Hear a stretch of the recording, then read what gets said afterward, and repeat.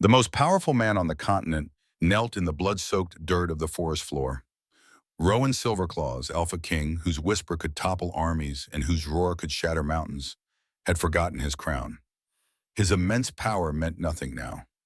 Before him lay the body of a simple human woman, her chest still, her face pale under the dappled moonlight filtering through ancient pines. Blood, her blood, stained his trembling hands as he cradled her cooling form. He didn't know how long he had remained there, lost in a grief so profound it seemed to alter time itself. The forest around him had fallen silent, as if nature itself mourned alongside him. He brushed a strand of copper hair from her face, memorizing every freckle, every line. This woman, Serena Blackwood, had given her final breath to save the life of his only son. And in doing so, she had died without ever knowing she was his destined queen. Rowan closed his eyes, remembering the first time he had sensed her, a fleeting scent on the wind, a whisper of possibility that had haunted him for decades. Now that promise lay broken in his arms, and a future he had only just begun to imagine crumbled to ash. "Father." The voice behind him was small, fragile. Prince Kieran stood several paces back, his small frame shivering despite the warm night air. The boy's silver eyes, mirror images of Rowan's own, were wide with horror and grief. "Is she?"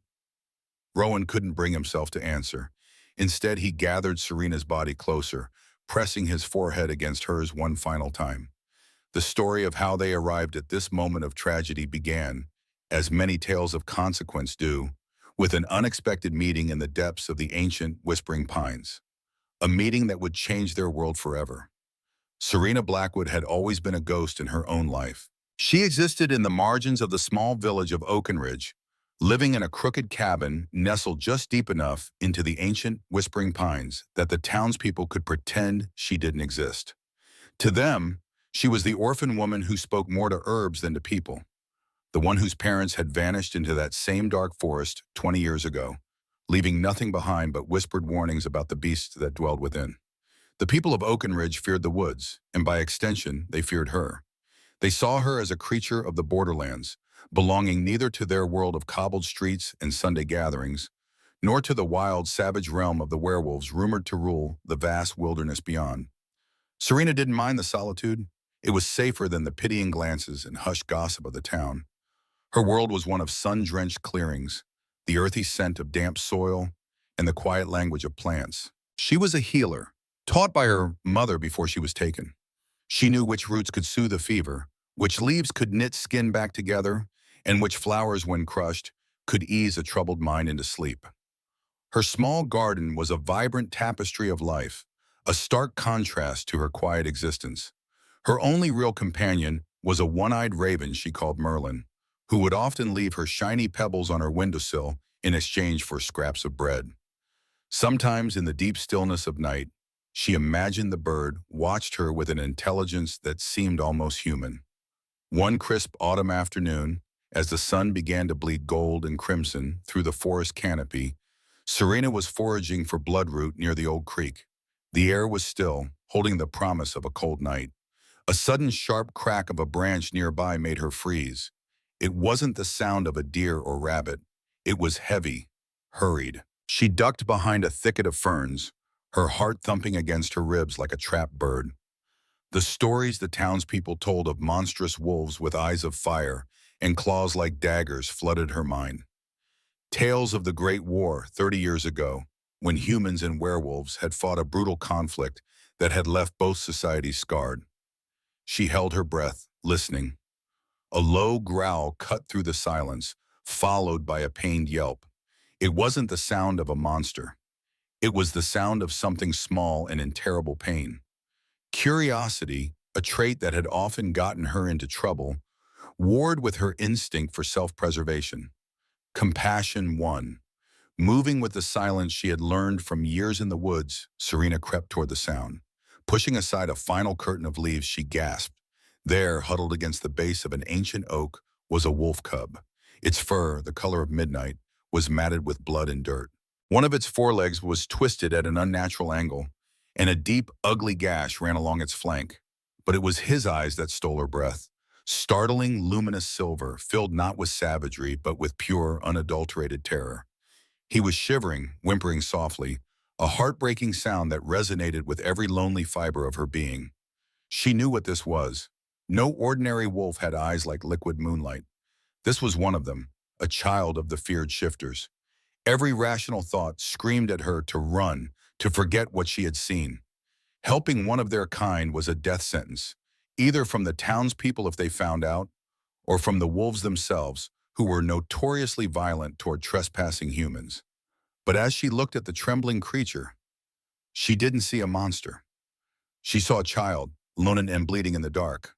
She saw herself. "It's okay," she whispered, her voice barely a tremor. She held out her hands, palms open, showing she meant no harm. "I'm not going to hurt you."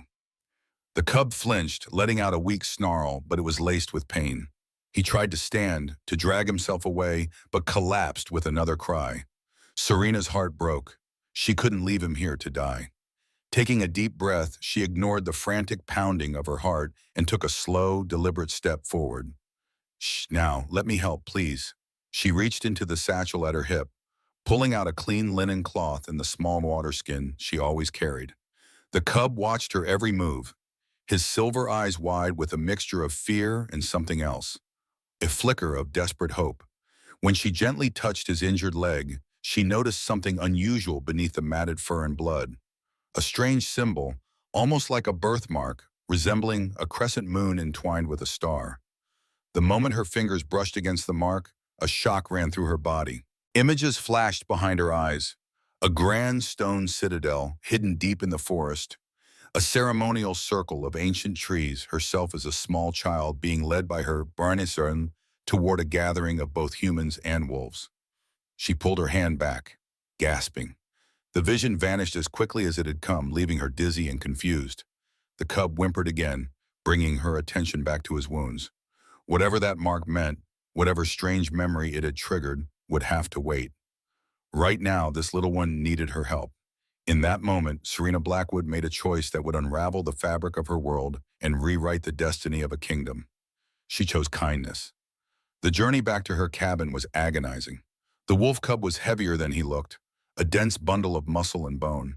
He whimpered with every jostle, and Serena found herself murmuring soothing nonsense to him, the same way she would to a frightened bird with a broken wing. "Almost there, little one. Just a little further. You're so brave." By the time she reached the relative safety of her home, twilight had painted the sky in shades of bruised purple and charcoal. She laid the cub gently on a soft rug before her hearth, his small body trembling violently. Merlin, perched on a rafter, let out a questioning caw, but otherwise remained silent, as if sensing the gravity of the situation. For the next few hours, Serena's small cabin transformed into an infirmary. She worked with a focused intensity, all fear forgotten and replaced by the familiar rhythm of healing. She cleaned the wound on his flank with a decoction of yarrow to staunch the bleeding and prevent infection. Her touch was feather-light, her movements economical and sure. The cub watched her, his silver eyes never leaving her face. He flinched when the antiseptic stung, but he didn't snap or snarl. It was as if he understood on some primal level that she was trying to save him. The broken leg was the real challenge. It was a clean break, but setting it would be painful. "This is going to hurt," she whispered, looking directly into his intelligent eyes. "I'm so sorry, but it has to be done." She fashioned a splint from sturdy branches and fresh linen strips. Taking a deep breath, she held his gaze, and with one swift practiced motion, she set the bone. The cub let out a piercing cry, a sound of pure agony that tore at Serena's soul. He thrashed for a moment, his tiny claws scratching at the wooden floor. But she held him steady, her voice a constant, soothing balm. I know. It's all right now. The worst is over. I promise." Tears pricked her eyes for his pain and for his bravery. Once the splint was secure, he collapsed onto the rug, exhausted and panting. She brewed a mild pain-relieving tea with willow bark and a touch of poppy and carefully coaxed him to drink it. As the night deepened around her small cabin and the fire burned low in the hearth, Serena sat beside the sleeping cub, her mind racing. What she had done was dangerous beyond measure. If the townspeople discovered she was harboring a werewolf, even a cub, they would likely burn her cabin with her inside. And if the wolf pack found out she had taken one of their young, She shuddered. The tales of what werewolves did to humans who interfere with their kind were the stuff of nightmares. Yet, looking at the small, vulnerable creature curled up on her rug, his splinted leg carefully positioned, his breathing finally deep and even, she couldn't bring herself to regret her decision. Merlin swooped down from his perch, landing on the table beside her. The old raven fixed her with his one good eye, his head tilting in that curious way of his. "I know what you're thinking," she told him, reaching out to stroke his glossy feathers. "That I've lost my mind. Perhaps I have," Merlin croaked, a sound that seemed almost like disagreement. Then, to her surprise, he hopped closer to the sleeping cub, studying him. After a moment, the bird pecked gently at the silver mark on the cub's flank, the very same mark that had triggered the Serena's strange vision.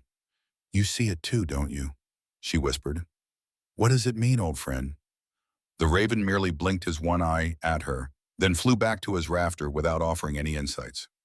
Serena sighed and turned her attention back to the sleeping cub. She would need to check his bandages soon, make sure infection wasn't setting in. She would need to prepare more medicine, perhaps something stronger for the pain. She would need to figure out how to explain all of this if anyone from the village came calling. But for now, she simply sat in the gentle quiet of her cabin, watching the rise and fall of the young wolf's chest, and wondering why helping him felt not like a dangerous mistake, but like fulfilling a purpose she had always been meant for. Outside, the moon rose full and bright, casting silver light through the cabin windows. Serena didn't notice how it illuminated the strange pendant she always wore, a family heirloom passed down from her mother, making the crescent and star design glow with an unearthly light. The same design as the mark on the wolf cub's flank, the same design that had appeared in her vision. When morning came, Serena awoke with a start, realizing she had fallen asleep in her chair. The events of the previous day rushed back, and she quickly looked toward the hearth, half expecting to find the wolf cub gone, or worse, to find it had all been a strange dream. But the cub was still there, awake now and watching her with those unnerving silver eyes. He looked better already, his midnight fur less dull, the wound on his flank not as angry and red. The magic of werewolf healing, she supposed. Even their young healed faster than humans. "Good morning," she said softly, stretching her stiff limbs. "You're looking a bit better. Hungry, I imagine?" She moved slowly, careful not to startle him, and retrieved some dried venison from her pantry. She placed a few strips within his reach, then backed away to give him space. The cub sniffed cautiously at the offering, then devoured it with surprising delicacy for one so young. While he ate, Serena busied herself with morning chores, keeping a casual eye on her unusual patient. She stoked the fire, set water to boil for tea, and checked her stores of herbs and medicines. All the while, she was acutely aware of the silver gaze following her every movement. "You're quite the observer, aren't you?" she said, smiling despite herself. "I suppose you're trying to decide if I'm friend or foe. I can't blame you for being cautious." She sat down across from him, cradling her tea in her hands. "I wonder what your name is. Do wolf cubs have names? I suppose you must. I can't just keep calling you little one." The cub tilted his head, ears perked forward, almost as if he were considering her words. Then, to her surprise, he attempted to stand. He wobbled precariously, his splinted leg held carefully off the ground. "Careful, you'll hurt yourself." Serena moved forward instinctively, but stopped when the cub didn't retreat from her approach. Instead, he took a tentative hop toward her, then another. When he reached her, he looked up at her with an expression that seemed almost trusting. "Well," she said, her voice soft with wonder, "I think we're making progress." The moment was broken by a sharp, urgent tapping at the window. Merlin was outside, his wings beating against the glass with unusual agitation. Serena frowned and went to open the window. The raven flew in immediately, circling the room once before landing on the table. He cawed loudly, hopping from foot to foot. "What is it, old friend?" In answer, Merlin flew to the cabinet where Serena kept her mother's old journals and personal belongings. He pecked at the wooden doors insistently. The cub watched this exchange with apparent interest, his ears pricked forward, his silver eyes darting between Serena and the raven. Something about Merlin's urgency sent a chill down Serena's spine. The raven had never behaved this way before. She crossed the room and opened the cabinet, revealing a stack of leather-bound journals and a small wooden chest. Merlin immediately hopped inside and pecked at the chest. This? Serena lifted the small chest, a sense of foreboding settling over her. She had never opened it, respecting her mother's privacy even years after her disappearance. It had always been locked anyway, and she had no key. But as she held it and now, she noticed something strange. The keyhole was surrounded by the same crescent and star symbol that marked the wolf cub's flank, the same symbol on her pendant. With trembling fingers, Serena removed her necklace. The pendant fit perfectly into the keyhole. She hesitated only a moment before turning it. The lock clicked open. Inside the chest was a single journal, older and more weathered than the others, in a small cloth pouch. Serena opened the journal first, her heart pounding. The first page bore a single line in her mother's elegant handwriting. "For my daughter, when she finds her guardian." Serena glanced at Merlin, who had settled on the table, watching her intently. Then she looked at the wolf cub, who had somehow managed to hop all the way over to her and was now sitting at her feet, his silver eyes fixed on the open chest. Guardian. The word echoed in her mind, stirring something deep and forgotten. She began to read. The journal contained information that made her blood run cold. Details about an ancient lineage known as the Keepers, humans with the rare ability to form soul bonds with werewolves. According to her mother's writings, Serena's family descended from this line, tasked with maintaining balance between the human and supernatural worlds. The more she read, the more pieces fell into place. Her mother had been a keeper. The ceremony Serena had glimpsed in her vision had been real, a ritual meant to identify potential soul bonds between keeper children and werewolf cubs. Her parents hadn't simply disappeared. They had been ambassadors to the werewolf kingdom, working to heal the rifts caused by the Great War, and they had been betrayed. The final entries in the journal were rushed, the handwriting increasingly frantic. Her mother wrote of discovering a terrible plot, a conspiracy that threatened both humans and werewolves. She mentioned a name, Corvinus, and a prophecy about a blood moon that would return once every century. The very last entry was dated the day before her parents vanished. If you are reading this, my Serena, then I am gone, and Merlin has led you to the truth. He is more than he seems, a vessel for a protective spirit bound to our bloodline. Trust him. The cub who bears our mark is your destined bondmate's kin. Protect him at all costs. When the time comes, you will know what to do. The fate of both worlds may depend on it. Remember who you are, a keeper of the balance. Our legacy is in your hands now. Serena closed the journal, her mind reeling. She looked down at the wolf cub leaning against her leg and suddenly understood the strange connection she had felt. This was no ordinary werewolf child. This was royalty, perhaps even the son of the Alpha King himself. And she had just become entangled in a decades-old conflict she barely understood. As if sensing her turmoil, the cub pressed closer to her, his warmth seeping through the fabric of her dress. Merlin croaked softly, hopping closer to examine the pouch that still lay in the chest. Serena opened it with unsteady fingers, revealing a small, smooth stone with a crescent and star etched into its surface. It pulsed with a faint blue light when she touched it. "A soul stone," she whispered, remembering a mention of it in the journal. An ancient tool of the Keepers, used to strengthen the bond with their werewolf counterparts. The quiet moment of discovery was shattered by the distant sound of horns echoing through the forest. The cub's head shot up, ears alert, a small whimper escaping him. "What is it?" Serena moved to the window, peering out into the trees.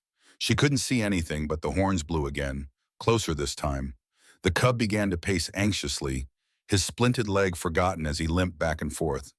Merlin flew to the window, cawing urgently. Outside, the forest had gone unnaturally silent.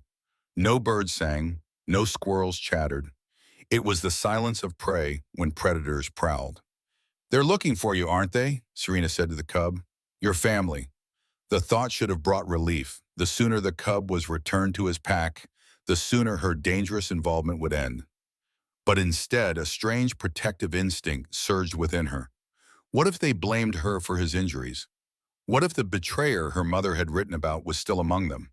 She made a quick decision, gathering the journal, the soul stone, and a few essential supplies into her satchel. "We need to hide you," she told the cub, "at least until I understand more about what's happening." She had a small cellar, concealed beneath a rug and used for storing roots and preserves during the winter. It would have to do. Gently she picked up the cub, surprised when he didn't resist, and carried him to the hidden door. I'm sorry, little one, but you must stay quiet. The cub seemed to understand. Curling into a tight ball, she settled him on a soft blanket in the corner of the cellar. She placed a small bowl of water beside him and touched his head gently. I'll be back as soon as it's safe. The horn sounded again, much closer now. Serena quickly closed the cellar door, replaced the rug, and moved her heavy chair over it. She had barely finished when a powerful knock rattled her entire cabin. Open up, human, a deep voice commanded. By order of King Rowan Silverclaws, Alpha of the Northern Pines. Serena froze, her heart threatening to burst from her chest. The Alpha King himself was at her door. Taking a deep breath, she straightened her spine, tucked her mother's pendant beneath her dress, and opened the door. The man, the werewolf, who stood on her threshold, was unlike anyone she had ever seen. Towering at least a foot over her own height, he had the powerful build of a warrior, with broad shoulders and the corded muscles of someone who had spent a lifetime in battle. His face was all hard angles and stern lines, weathered by time and hardship. But it was his eyes that captured and held her, pure liquid silver, identical to those of the cub hiding beneath her floor. Those eyes now bore into her with suspicious intensity, seeming to pierce through flesh and bone to the very core of her being. Serena felt exposed, vulnerable, but refused to show fear. She met his gaze steadily, even as her pulse raced. Behind him stood at least a dozen warriors, all with the same predatory grace, all watching her with varying degrees of hostility. Alpha King Silverclaws, she said, proud that her voice remained steady. What brings you to my humble home? The king's nostrils flared slightly, and Serena realized with a jolt of terror that he was scenting the air. Werewolves could smell fear, could they not? Could they smell lies? Could they smell their own kind? We track a scent to this area, the king said, his voice deep and rumbling like distant thunder. A scent of great importance to me personally. Have you seen anything unusual in these woods, human? The way he said human made it sound like an insult, or at least a significant distinction. Serena thought quickly. Outright lying to an alpha werewolf seemed both futile and dangerously foolish, but the full truth might be equally dangerous. I found an injured wolf yesterday, she said carefully, near the creek to the east. It was gone when I returned with supplies to help it. It wasn't entirely a lie. She had found an injured wolf, just not where she claimed, and it certainly wasn't gone. The king's eyes narrowed, his head tilting slightly. He took a step closer, filling the doorway with his imposing presence.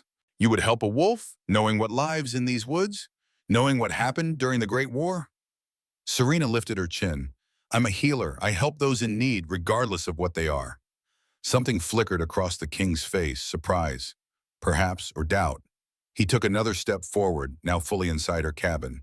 The other wolves remained outside, but their presence was no less threatening. You live alone at the edge of werewolf territory, he observed, either very brave or very foolish. Or perhaps just someone who prefers solitude to the company of those who fear what they don't understand, she countered. The king's eyebrows rose slightly, clearly not accustomed to being spoken to so directly by a human. He studied her face for a long moment, then began to move around her cabin, examining her herbs, her books, the remnants of her breakfast. His movements were fluid, predatory, and entirely too close to the hidden cellar door. You have an unusual home for a human woman, he commented. The scent of magic clings to these walls. Old remedies, passed down through generations, she said, careful to keep her voice neutral. Some might call it magic. I call it knowledge. The king paused at her work table, picking up a mortar that still contained traces of the poultice she had made for the cub's wound. He brought it to his nose, inhaling deeply. His entire body went rigid. This scent, he said, his voice dropping to a dangerous growl. This is blood. Wolf blood. Serena's heart stammered. As I said, I found an injured wolf. I prepared medicine, but the animal was gone when I returned. In 2 swift strides, the king was before her, so close she could feel the heat radiating from his body. His hands shot out, fingers closing around her throat, not squeezing, but holding her firmly in place. His face lowered to hers, silver eyes blazing with barely contained fury. "Do not lie to me, human," he snarled, lips drawing back to reveal teeth too sharp to be entirely human. "That blood belongs to my son." The last word fell like a stone into still water, confirming what Serena had already suspected. The cub was indeed the prince of werewolves. "Your son," she repeated, forcing herself to remain calm despite the hand at her throat. "The little one with the crescent and star mark?" The king's eyes widened marginally, his grip loosening just a fraction. "How do you know of the royal mark?" Serena took a careful breath. "Because I bear the same mark, King Silverclaws. Not on my skin, but here." Slowly, so as not to provoke him, she reached up and pulled out the pendant that hung around her neck. The king's reaction was immediate and startling. He released her throat and took a step back, staring at the pendant as if she had produced a venomous serpent. His expression shifted from rage to shock to something far more complex. "The Keeper's sign," he whispered, his voice suddenly hoarse. "It's not possible. The Keeper bloodlines were thought extinct after the betrayal." "Not extinct," Serena said quietly, "just hidden. My parents were Elias and Freya Blackwood." Recognition flashed across the king's face. "The last ambassadors," he murmured. "They vanished 20 years ago, presumed dead after the attack on the sacred grove." "They were my parents," Serena confirmed, "and I am what they were, a keeper, though I only learned the truth of it today." The king's gaze swept over her with new intensity, reassessing everything about her. Then his attention snapped back to the matter at hand. "My son," he demanded. "Where is he?" Serena hesitated only a moment before making her decision. She moved the chair and pulled back the rug, revealing the cellar door. Before she could open it, however, a scratching sound came from beneath, followed by a muffled whine. The king pushed past her, wrenching the door open himself. In a heartbeat, he was down the steps, emerging moments later with the cub cradled protectively in his massive arms. The little wolf wriggled excitedly, trying to lick his father's face despite his injured leg. "Kieran," the king murmured, his voice suddenly gentle. "My son." He examined the splint and bandages with careful fingers, then looked up at Serena, his expression unreadable. "You did this? You tended his wounds?" "Yes," she said simply. "He was badly hurt. Broken leg, deep gash on his flank. I couldn't leave him to suffer." The king stared at her for a long moment, his arms still protectively around his son. The cub, Kieran, suddenly squirmed and, to Serena's surprise, began struggling to get down. The king reluctantly lowered him to the floor, and the little prince immediately hopped over to Serena, leaning against her legs with a contented whimper. "He trusts you," the king said, watching this display with evident confusion. "Werewolf cubs trust no one outside their pack, especially not humans." Serena gently stroked Kieran's head.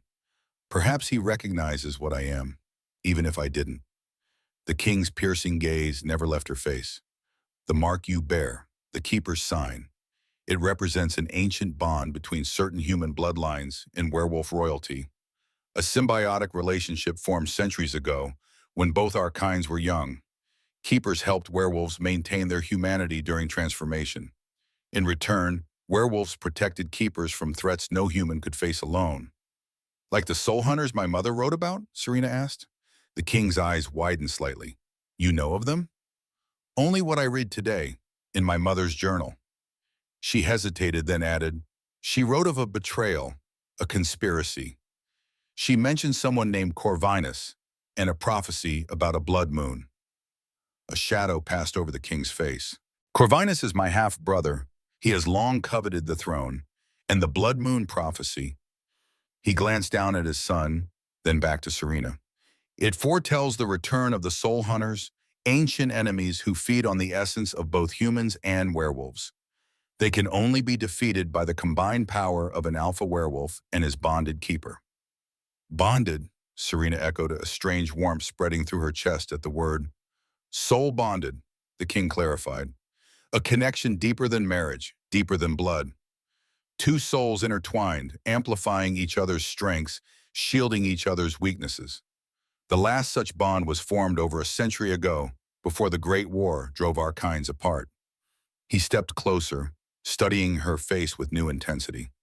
25 years ago, there was an attempt to reestablish the tradition. A ceremony was arranged between a young keeper child and a werewolf prince. The vision Serena had experienced when touching Kieran's mark suddenly made sense. I was that child, she whispered. Wasn't I? The king nodded slowly. And I was that prince. The ceremony was attacked before it could be completed. My father was killed. Your parents fled with you. The tentative peace between our kinds shattered, and the Great War began. He paused, his silver eyes never leaving hers. But the partial bond remained, incomplete but present. I have felt it all these years, an emptiness, a yearning for something just beyond reach. As have I, Serena admitted, suddenly understanding the vague sense of incompleteness that had shadowed her entire life. I always felt like part of me was missing, like I was waiting for something I couldn't name. Their gazes held, and something electric passed between them. Recognition, connection, possibility. The moment was broken by a sharp caw from Merlin, who had been silently observing from the rafters. The raven swooped down, landing on Serena's shoulder, his one eye fixed on the king with unmistakable intelligence. A spirit guardian, the king murmured, eyeing the bird with new respect. Another mark of a true keeper. Merlin cawed again, more urgently this time, and flew to the window. Outside, the afternoon had deepened toward evening, shadows lengthening across the forest floor. The bird pecked at the glass, his agitation growing by the second. Something's wrong, Serena said, moving to the window. At first, she saw nothing amiss in the gathering dusk. Then a movement caught her eye, a flash of metal among the trees, the distinctive silhouette of a crossbow. Hunters, she gasped, human hunters in the forest. The king was beside her in an instant, his enhanced vision scanning the trees. Not just any hunters, he growled. The Silver Fire Council. Elite werewolf killers. They must have tracked us here. Serena's blood ran cold. She had heard whispered tales of the Silver Fire Council, humans who had dedicated their lives to eradicating werewolves after the Great War. They were said to be merciless, using silver weapons and ancient rituals to counter werewolf strength and healing. How many? She asked. At least a dozen, the king replied grimly. Too many even for my guards, if they're using silver weapons.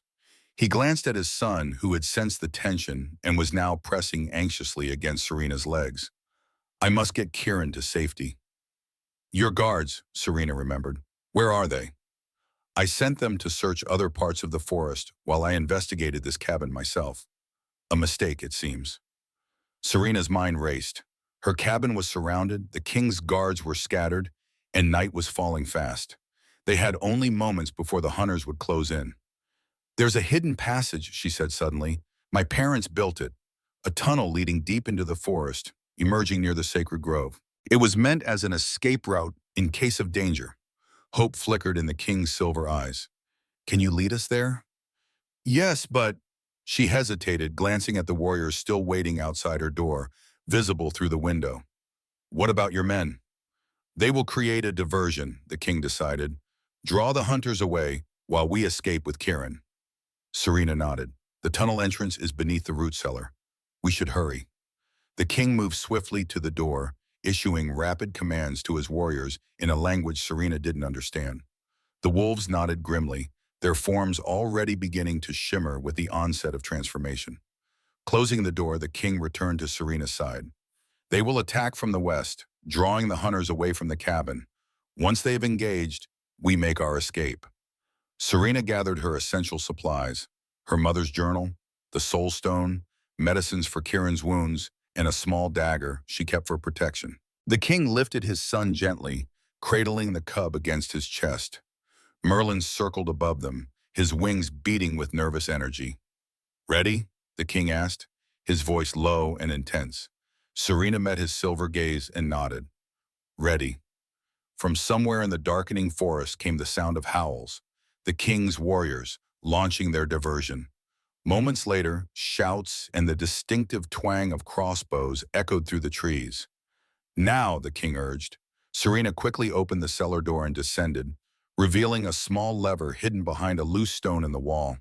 When pulled, a section of the earthen floor slid away, exposing a narrow tunnel barely large enough for an adult to crawl through. You first, the king said, handing Kieran to her. I'll seal the entrance behind us.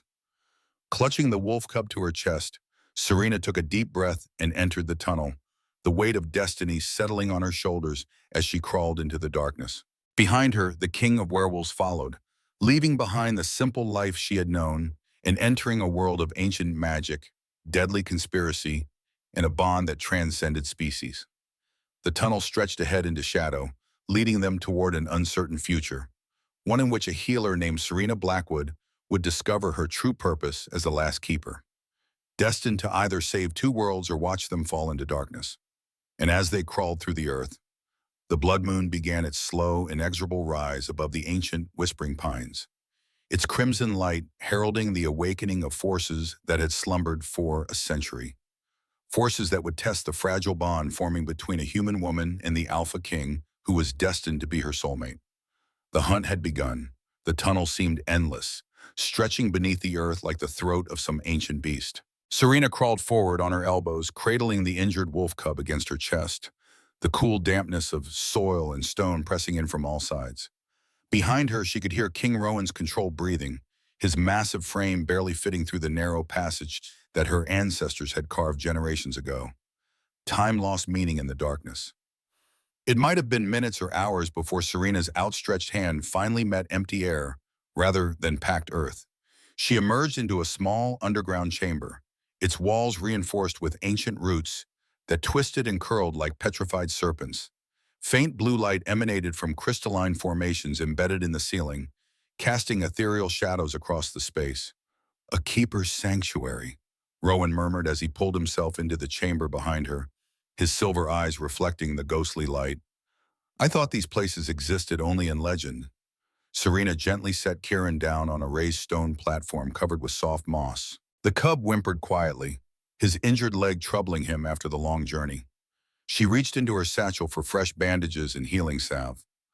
"My mother's journal mentioned sanctuaries scattered throughout the forest," she said, carefully unwrapping Kieran's splint to check his wound. "Places where keepers could find refuge and perform their sacred rituals. I never knew this was here until today."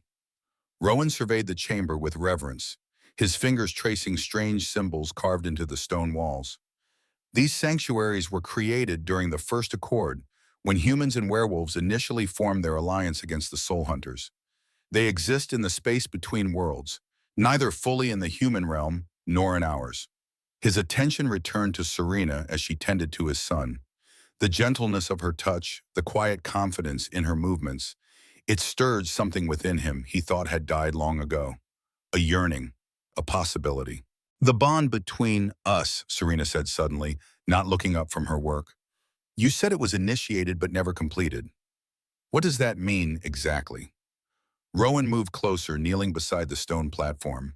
In the blue light, his face appeared younger. The harsh lines of kingship and battle temporarily softened. "Soul bonds form in stages," he explained.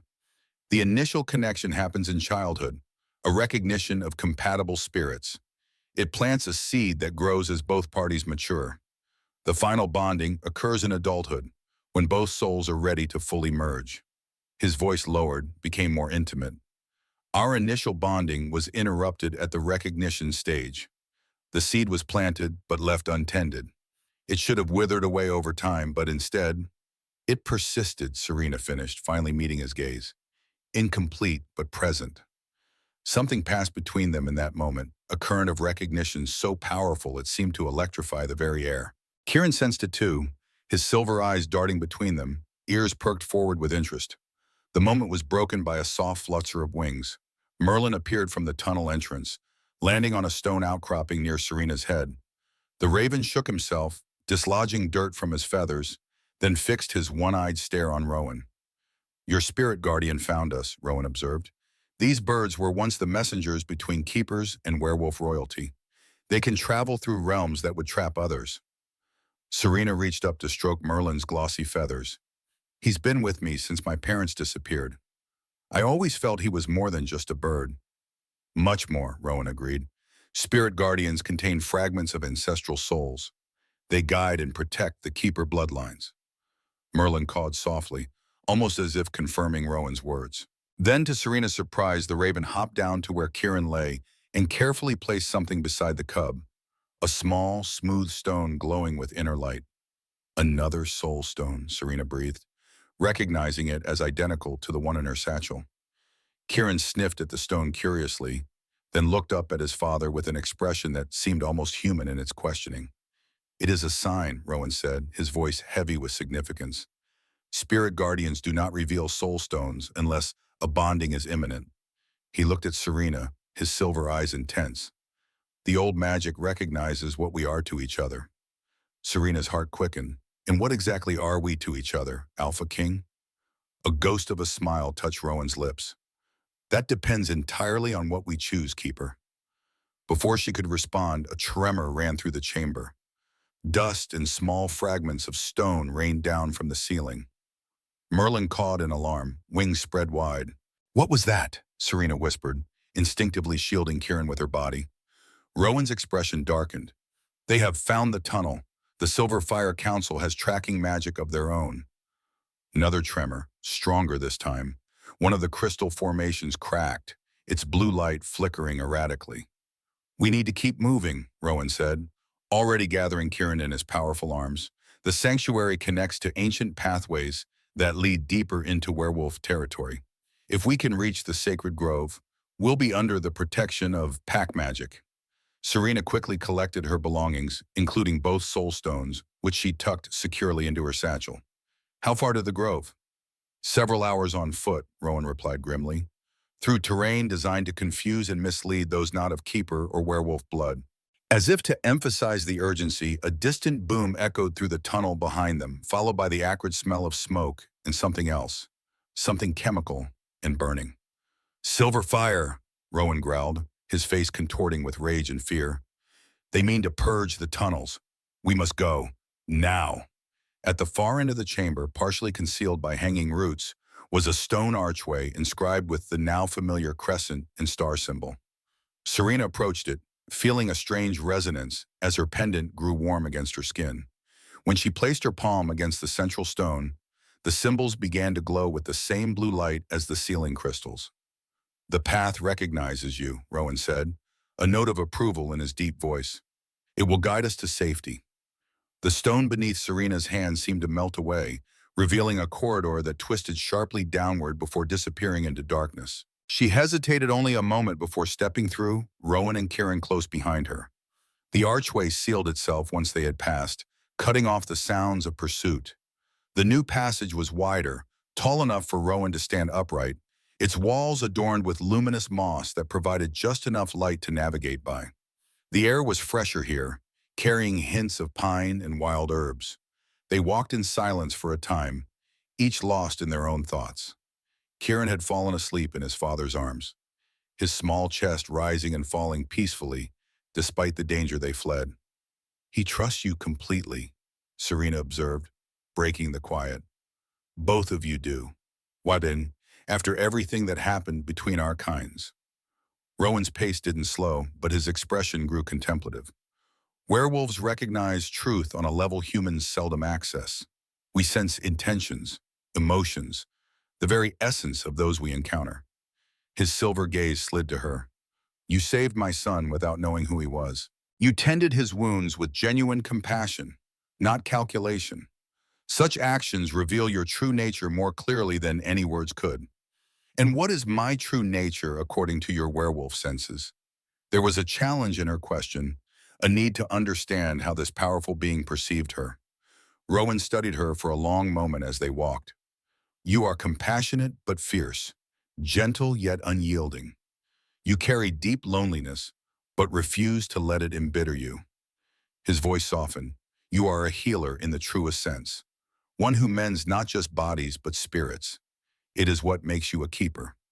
Serena felt exposed, as if he had peeled back her skin to examine the vulnerable parts she kept hidden from the world. Yet strangely, she didn't mind his scrutiny. There was no judgment in his assessment, only recognition. "And you," she countered, "what is the true nature of the Alpha King that my keeper's senses should perceive?" Something like surprise flickered across Rowan's face, followed by grudging respect for her boldness. "I am what necessity has made me, a protector, a warrior, a leader. I bear the weight of my pack's survival in a world that would see us extinguished. I make the difficult choices others cannot. That tells me what you do, Serena pointed out, not who you are. Rowan's mouth curved in a small, genuine smile. Perhaps we are still learning that, you and I. The passage began to slope upward, and the quality of light changed to becoming warmer, more golden. Ahead, Serena could make out what appeared to be the mouth of a cave, beyond which lay twilight forest. We're close to the boundary of wolf territory, Rowan said, his posture becoming more alert. Once we cross, we'll have greater protection, but the transition point is vulnerable. Stay close. They emerged from the cave into a forest unlike any Serena had ever seen. The trees here were ancient beyond imagining, their massive trunks wider than 10 men standing shoulder to shoulder, their uppermost branches lost in mist far above. Between these titans grew flowers of impossible colors, blossoms that seemed to shift and change even as she looked at them. The very air felt different, thicker somehow, charged with energy that made the hairs on her arms stand up. The Vale Woods, Rowan said, his voice hushed with reverence. The borderland between human territory and the realm of the pack. Few humans have ever walked these paths and remembered. Kieran stirred in his father's arms, his silver eyes blinking open to take in their surroundings. The cub's ears pricked forward with recognition, and he let out a small, contented whine. He knows we're close to home, Rowan explained, a hint of pride warming his voice. Even so young, wolf cubs recognize their ancestral territory. Serena was about to respond when Merlin suddenly dove from above, his wings beating frantically as he circled their heads, cawing in clear alarm. "What is it?" she asked, reaching for the bird. But Merlin evaded her hand, continuing his agitated flight. Rowan went absolutely still, his head tilted slightly, nostrils flaring as he scented the air. His entire demeanor changed in an instant, shifting from contemplative companion to predatory protector. "We're not alone," he growled, the sound rumbling from deep in his chest. Serena followed his gaze, peering between the massive trees. At first, she saw nothing but shadow and mist. Then a movement caught her eye, a figure detaching itself from the darkness, moving with inhuman grace. "Corvinus!" Rowan snarled, the name a curse on his lips. The figure approached, resolving into a man nearly as tall as Rowan but leaner, with the same silver eyes but none of the warmth. His hair was ash blonde, pulled back in a severe style that emphasized the sharp angles of his face. He wore dark clothing adorned with silver emblems that seemed to absorb rather than reflect the available light. "Brother Tremaine," Corvinus greeted, his thin lips curving in what might generously be called a smile. "How convenient to find you here, and with such interesting company." His gaze slid to Serena, cold and calculating, then to Kieran, who growled softly in response. "What do you want, Corvinus?" Rowan demanded, positioning himself slightly in front of Serena and Kieran. "Merely to welcome you back to our territory," Corvinus replied, his voice smooth as silk over steel. "The council has been most concerned about young Prince Kieran's disappearance, and now I find you smuggling him home in secret, accompanied by a human woman." He tilted his head, studying Serena more intently. "Though not just any human, is she? The scent of old magic clings to her like perfume." Serena felt a chill run down her spine. There was something profoundly wrong about Rowan's half-brother, something that went beyond normal distrust or family rivalry. His presence seemed to dim the very air around them, as if he absorbed the forest's vitality merely by existing within it. "She saved Kieran's life," Rowan said flatly. "She is under my protection." "Is that all?" Corvinus's silver eyes narrowed. "Or perhaps, no." His expression shifted to one of exaggerated realization. "Could it be? After all these years?" He took a step closer, inhaling deeply. "She carries the Keeper's mark. Your unfinished bondmate, returned after a quarter-century." The way he said it made the sacred connection sound tainted, dirty. Serena's hand instinctively moved to her pendant, feeling it warm beneath her touch. "How fascinating," Corvinus continued. "And just in time for the blood moon. The council will be most interested in this development." "The council answers to me," Rowan reminded him coldly, "not the other way around." Of course, of course." Corvinus spread his hands in a conciliatory gesture that fooled no one. Still, traditions must be observed. The human, the keeper, must be properly presented and vetted, especially given the tensions of our current political climate. What tensions? Serena asked, speaking for the first time since Corvinus's appearance. Corvinus's gaze snapped to her, surprise briefly crossing his features as if he hadn't expected her to directly address him. My dear woman, he said with exaggerated patience, surely you're aware that relations between humans and werewolves have deteriorated to their worst point since the Great War? The Silver Fire Council grows bolder each year, encroaching on our territories, hunting our kind. And now the blood moon approaches, a time of great vulnerability for werewolves. Some might question the convenient timing of your reappearance. There is nothing convenient about it, Rowan growled. Kieran was injured and lost in the forest. Serena found and healed him, unaware of who he was. That is all. Is it? Corvinus's gaze moved between them, searching for weaknesses, secrets. Well, we shall see what the council determines. In the meantime, allow me to escort you safely to the citadel. These woods can be treacherous for those unfamiliar with their ways. It wasn't a request, and they all knew it. Rowan's jaw tightened, but he nodded curtly. Lead the way. As Corvinus turned to guide them deeper into the forest, Serena caught Rowan's eye. A silent message passed between them. Caution, wariness. Whatever game Corvinus was playing, they would need to be very careful not to become unwitting pieces on his board. They traveled through the Vale Woods for what seemed like hours, though time behaved strangely here. The light never fully faded, maintaining a perpetual twilight that cast long shadows between the ancient trees. Occasionally, Serena glimpsed movement at the corners of her vision, shapes that might have been animals or something else entirely, watching their passage from the safety of the underbrush. Merlin remained close, sometimes flying ahead to scout their path, sometimes returning to perch briefly on Serena's shoulder, as if reassuring himself of her safety.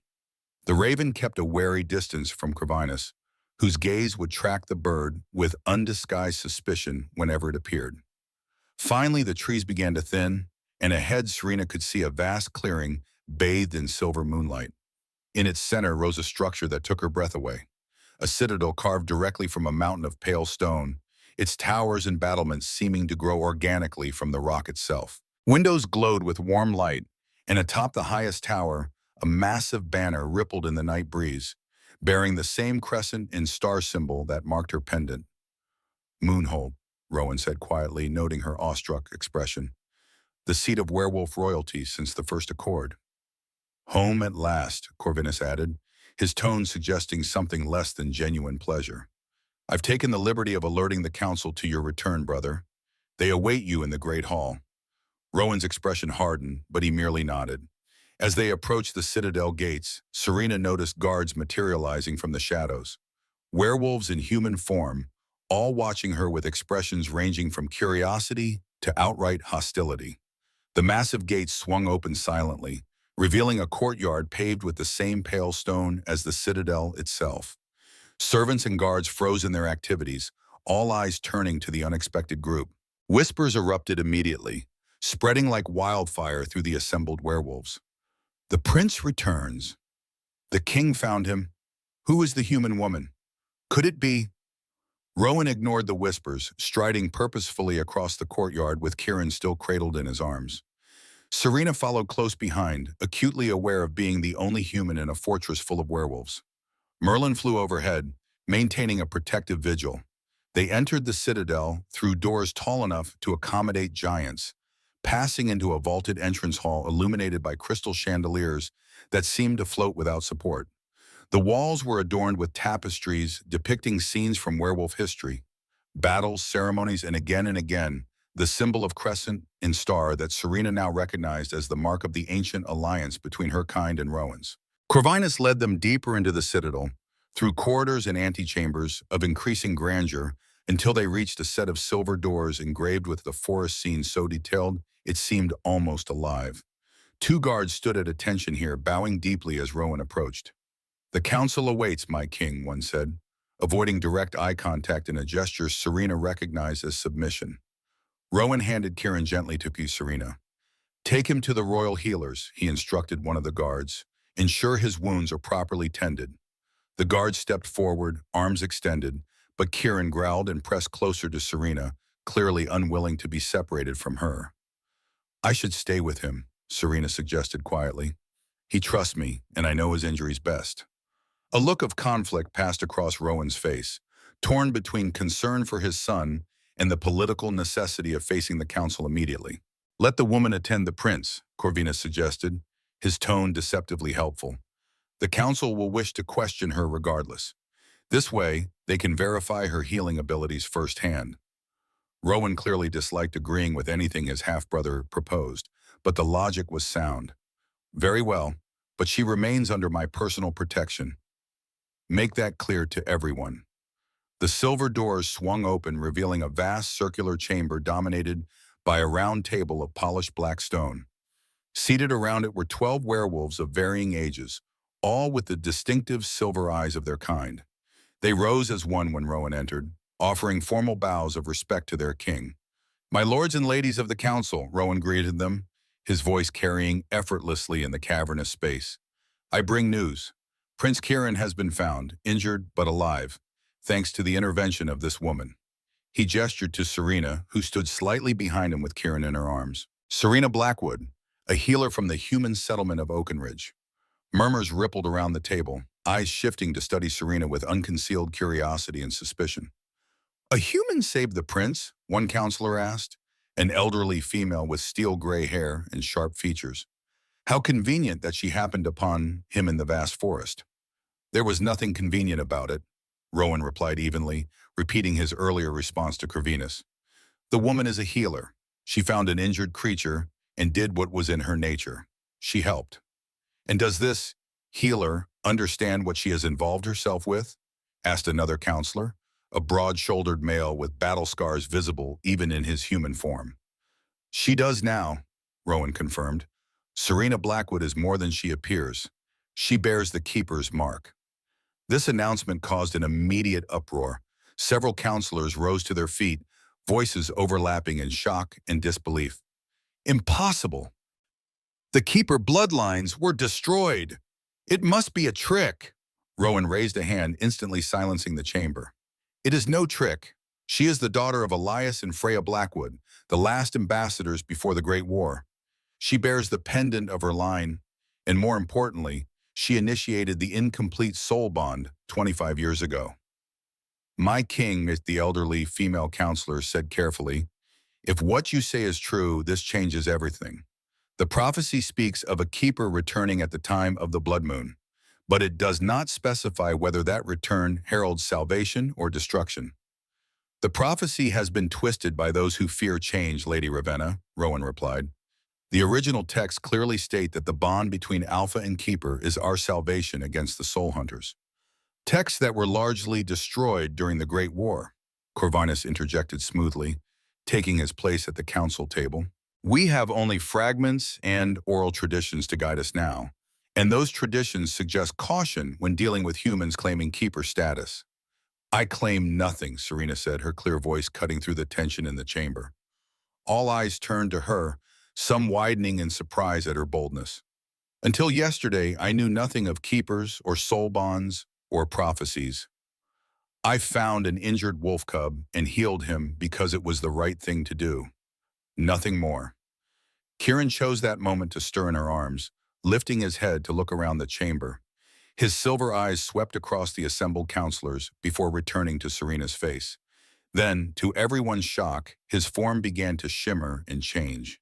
Serena felt the weight in her arms shifting, growing both heavier and somehow more substantial. The midnight fur receded, revealing pale skin.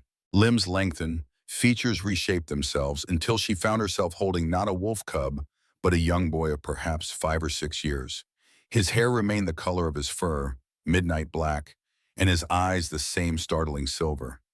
The splint she had fashioned now encircled a human leg, the bandages still wrapping what was now a boy's torso. Kieran, Rowan exclaimed, clearly shocked. Son, you've never managed full transformation before. The boy blinked, looking as surprised as everyone else. Then he turned to Serena, reaching up to touch her face with a small hand. You helped me, he said, his voice high and clear. I remember. You made the pain go away. A hush fell over the chamber, all eyes fixed on this unexpected development. Even Corvinus seemed temporarily at a loss for words. "The prince has transformed," Lady Ravenna murmured, her voice hushed with awe, "and his first words are in human tongue, to a keeper." "This is a sign," declared the scarred male counselor. "The old magic acknowledges her." Corvinus recovered quickly. "Or a clever trick. The woman could have enchanted the prince, manipulated his first transformation." "How?" Rowan demanded. "With what purpose? She didn't even know who he was when she found him." "So she claims," Corvinus countered. "But consider the timing, brother. The blood moon approaches. The silver fire council grows bolder. And suddenly, a keeper appears with our missing prince. We would be fools not to question her motives." Serena felt Kieran tense in her arms, his small body reacting to the hostility directed at her. She stroked his hair soothingly, feeling a fierce protectiveness that surprised her with its intensity. "Question my motives all you wish," she said calmly, "but do so after Prince Kieran's wounds have been properly tended. He needs rest and care, not to be at the center of a political debate." Her words seemed to remind everyone of the young prince's condition. Lady Ravenna rose from her seat, approaching Serena with cautious respect. "The woman is right. The prince's health must be our priority. I will escort them to the healing chambers myself." Rowan nodded his approval. "Thank you, Lady Ravenna. I will join you shortly, after I have briefed the council on certain other matters." His gaze shifted meaningfully to Corvinus, who responded with a thin smile. As Serena followed Lady Ravenna from the chamber, she caught Rowan's eye one last time. A silent message passed between them. Reassurance, a promise of protection. Whatever challenges lay ahead, they would face them together. The healing chambers occupied an entire wing of the citadel, a series of connected rooms filled with herbs, crystals, and equipment both familiar and utterly foreign to Serena. Large windows captured the moonlight, which seemed to be channeled through crystal formations to illuminate specific workstations. "Our healers combine traditional medicine with moon magic," Lady Ravenna explained, noting Serena's interest. "The light of the moon strengthens werewolf healing abilities." "Fascinating," Serena murmured, genuinely intrigued. "Some of these herbs I recognize from my own practice, but others are unique to werewolf physiology," Ravenna finished. "They grow only in certain parts of our territory, nurtured by the same energies that enable our transformations." She led them to a large central chamber where a raised stone platform served as an examination table. Serena gently placed Kieran upon it, noting how the boy still clung to her hand even after she set him down. "I'll need to remove the bandages to see how the wound is healing," she told him softly. "It might hurt a little, but I'll be as gentle as I can." Kieran nodded solemnly, his silver eyes never leaving her face. "I trust you," he said simply, the words carrying weight far beyond his years. As Serena carefully unwound the bandages, several werewolf healers entered the chamber, watching her work with professional interest. One, an older male with kind eyes, stepped closer to observe. "The alignment of the bone is excellent," he commented, examining Kieran's splinted leg. "Few human healers understand werewolf anatomy well enough to set a break properly." "I didn't know he was a werewolf when I treated him," Serena admitted. "I just did what I would for any injured creature." "Which makes your success all the more remarkable," the healer replied. "I am Thaddeus, chief healer of the pack. Your knowledge would be valuable to us, Keeper Blackwood." Serena noted his use of the title, not questioning her status as Corvinus had, but accepting it as fact. "I would be happy to share what I know," she replied, "and to learn from you as well." Thaddeus smiled, revealing slightly pointed canines. "The exchange of knowledge between our kinds was once the foundation of our alliance. Perhaps it can be so again." Lady Ravenna watched this exchange with thoughtful eyes. When the examination was complete and fresh bandages applied, she approached Serena once more. "The council will have many questions for you," she said quietly. "Not all will be as accepting as Thaddeus. Corvinus has allies among the younger counselors, those who remember only the bitterness of the Great War, not the benefits of the alliance that preceded it." "Why are you telling me this?" Serena asked, surprised by the older woman's candor. Ravenna's silver eyes, clouded slightly with age, studied Serena's face. Because I remember the last keeper who walked these halls, your mother, Freya. She was my friend, and her loss grieved me deeply. Her voice softened. You have her eyes and her courage.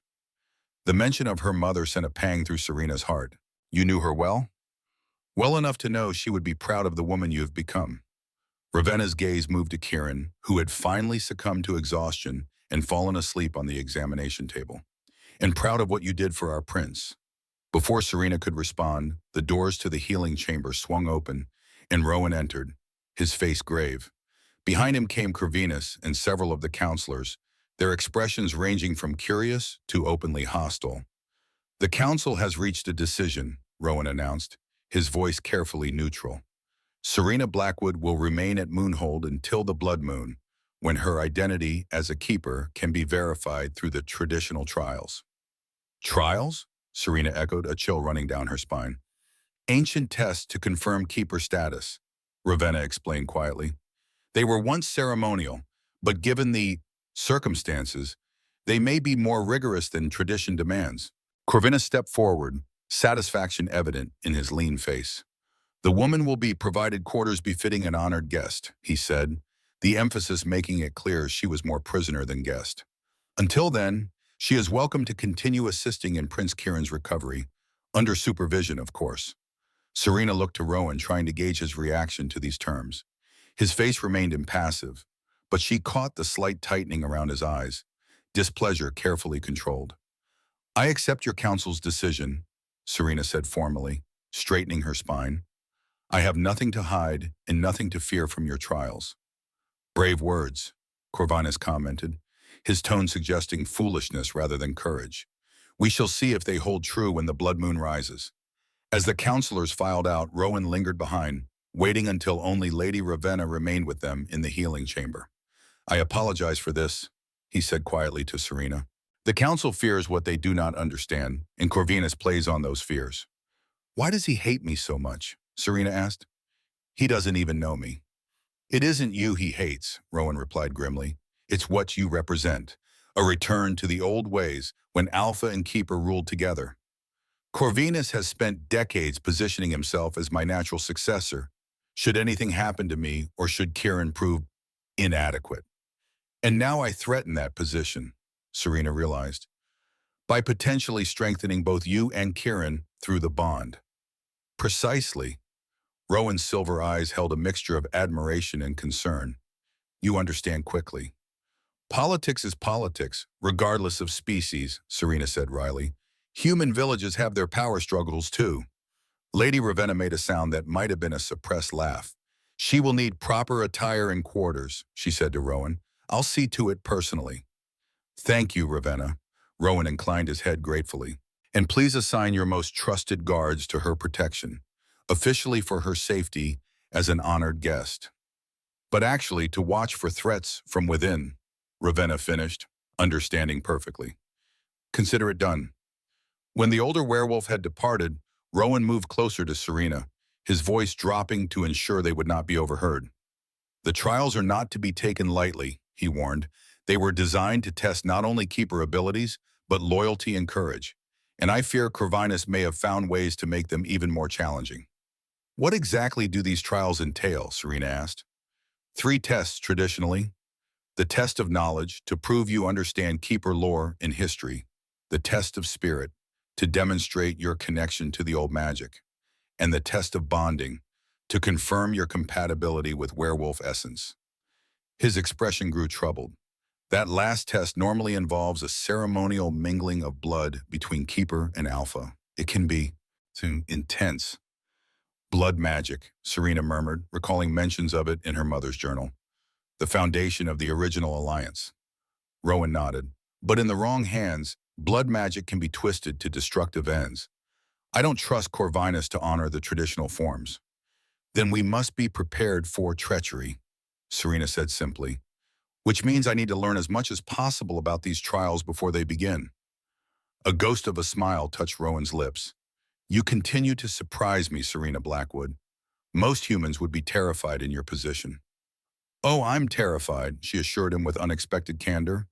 But fear isn't particularly useful right now. Knowledge is. Rowan's smile deepened, genuine warmth reaching his silver eyes. Then knowledge you shall have. There is a library here with texts dating back to the first accord. Some are in the old language, but I can help translate. And I want to continue working with your healers, Serena added. Not just for Kieran's sake, but to understand werewolf physiology better. Preparing for all contingencies, Rowan observed. Wise. Their gazes held for a long moment, the connection between them almost tangible in the quiet healing chamber.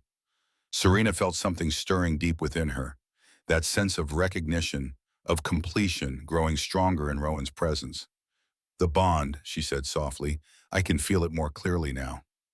As can I, he admitted. Being in Moonhold strengthens it. This place was built on the convergence of ley lines, channels of natural magic that flow throughout the world. They amplify certain energies, including soul bonds. Is that why Corvinus was so quick to bring us here? To force the issue of the bond? Rowan's expression darkened. Possibly. The approaching blood moon, combined with our presence at a ley line convergence, creates conditions where ancient magics grow unpredictable, powerful, and dangerous, Serena concluded, especially in the wrong hands. Rowan glanced at the sleeping form of his son, vulnerability briefly crossing his stern features. Kieran transformed for the first time in your presence.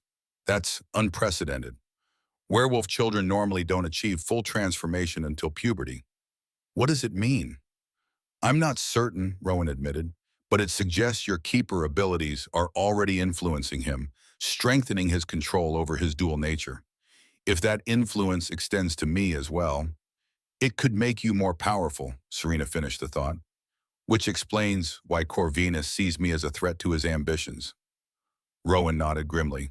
We must tread carefully, Serena. The next few days leading to the blood moon will be fraught with danger, not just from Corvinus, but from the Silver Fire Council as well. They will not have given up their hunt so easily. Then we face threats from both sides, Serena said.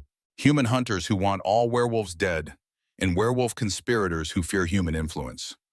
While caught between them is the truth that neither side can survive what's coming without the other. Rowan's voice grew somber. The soul hunters feed on division, on hatred. They have been manipulating both sides for generations, weakening the barriers between worlds in preparation for their return. A chill ran down Serena's spine, and the blood moon will give them the opportunity they've been waiting for. Unless we can re-establish the ancient balance. Rowan's silver eyes met hers, intense and unwavering. Unless an alpha and a keeper stand together once more. The weight of destiny settled heavily on Serena's shoulders. A destiny she hadn't asked for, hadn't even known existed until yesterday. Yet looking at Kieran's peaceful face in sleep, at Rowan's steadfast presence beside her, she found herself unwilling to turn away from the path fate had set before her. Then we'd better start preparing, she said with quiet determination. Beginning with those library texts you mentioned. Rowan's expression softened with something that might have been pride, or perhaps something deeper. First, rest. You've had no sleep since finding Kieran in the forest. Lady Ravenna will show you to suitable quarters. Tomorrow will be time enough to begin your education in earnest.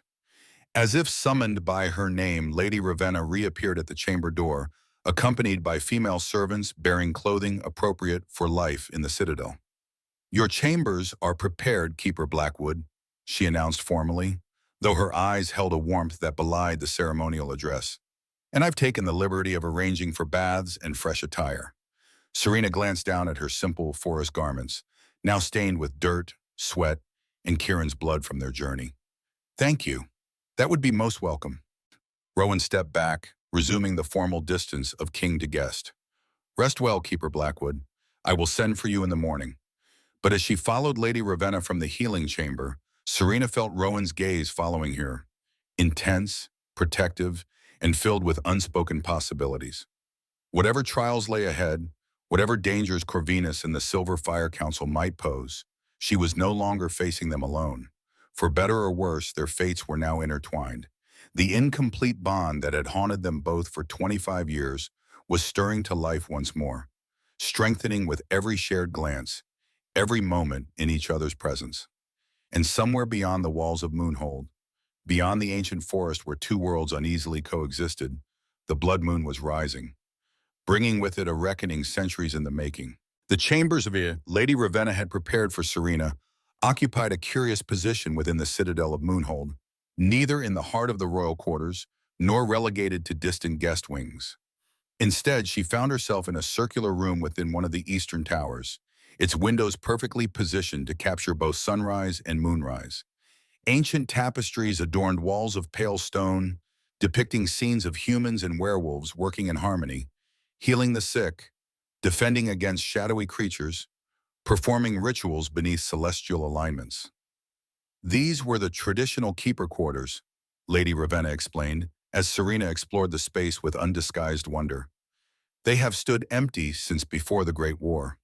Serena traced her fingers along a beautifully woven scene, showing a woman with her hands raised toward the moon, surrounded by protective wolves. My mother might have stayed in this very room. She did, Ravenna confirmed softly. During the last peace summit, before, her voice trailed off, old grief shadowing her silver eyes. Before the betrayal, Serena finished, before my parents vanished. Ravenna moved to a carved wooden chest at the foot of the bed, opening it to reveal neatly folded garments. These belong to your mother. I preserved them, hoping someday. She straightened, composing herself. Well, hoping for exactly this moment, though I scarcely believed it would come. Serena lifted a robe of midnight blue embroidered with silver threads that formed familiar symbols. The crescent moon and star of her pendant, alongside other marks she was only beginning to recognize. The fabric felt impossibly soft against her skin and strangely warm, as if it retained some essence of its former owner. Thank you, she whispered, emotion tightening her throat, for keeping these, for remembering her. Some of us never forgot what was lost when the alliance shattered, Ravenna replied. Now rest. The days ahead will demand all your strength. With that, the older werewolf departed, leaving Serena alone in the ancestral chamber of her bloodline. A bath had been prepared in an adjoining room, the steaming water scented with herbs that reminded her of her forest home. She sank into it gratefully, letting the warmth ease the aches of her journey and the tension of the council meeting. As she bathed, Serena's thoughts turned to the extraordinary developments of the past 2 days. From solitary healer to potential queen of werewolves. The transformation was so abrupt, so complete, that part of her still expected to wake and find it all an elaborate dream. Yet the soul stone in her satchel pulsed with undeniable reality, and the half-formed bond with Rowan tugged at something deep within her being, growing more insistent with proximity. And then there was Kieran, the wolf cub she had saved, now revealed as a prince who had accomplished an unprecedented transformation in her presence. She felt a fierce protectiveness toward the child that went beyond simple compassion. Was that, too, part of the keeper's role? To guard not just the alpha, but his lineage? A soft tapping at the window interrupted her musings. She wrapped herself in a drying cloth and peered into the gathering darkness. Merlin perched on the stone sill, his one eye gleaming with intelligence. She opened the window to admit him, and the raven flew to the bed, depositing something small and glittering upon the covers, before settling on a wooden perch that seemed designed precisely for a bird of his size. Were you looking for me, old friend? Serena asked, approaching to examine his offering. It was a fragment of crystal, similar to those that illuminated the healing chambers, but with a flaw at its center. A darkness that seemed to move when she turned it in the light. Merlin cawed once, imperiously, as if the answer should be obvious. I don't understand, Serena admitted, holding the crystal closer. Is this important? The raven's response was to fly to the tapestry she had been examining earlier, the one showing a keeper with raised hands. He pecked insistently at a detail she had overlooked. The woman in the weaving held a similar crystal, directing moonlight through it toward the wolves surrounding her. A focusing tool, Serena realized. For keeper magic? Merlin bobbed his head in what appeared to be affirmation. Then, with unsettling precision, he flew to each window in turn, using his beak to draw the heavy curtains closed, until the chamber was plunged into near total darkness. What are you doing? Serena asked, clutching the crystal tighter. In answer, Merlin returned to the perch and fixed her with his one-eyed stare. The crystal in her hand began to warm, then to glow with a soft blue light that gradually strengthened until it cast eerie shadows across the chamber walls. Within its depths, the darkness she had noticed earlier seemed to coalesce, taking on a vaguely humanoid shape. "Gods above," Serena whispered, nearly dropping the crystal in shock. "There's something alive in here." The tiny figure within the crystal moved, seeming to press against its confines like a prisoner against cell bars. Then, impossibly, a voice emanated from the stone, distant and distorted, but unmistakably human. "Daughter of my blood," it rasped. "The time of awakening is upon us." Serena's heart leaped into her throat. "Who are you? What is this?" "A fragment," the voice replied. "A memory preserved in crystalline matrix. What you modern folk might call a message in a bottle, cast into the sea of time." "A message from whom?" "From the past, from your bloodline, from those who foresaw the return of the hunters." The figure in the crystal shifted, becoming more distinct. An elderly man with a long beard, clothed in robes similar to those Ravenna had given her arm.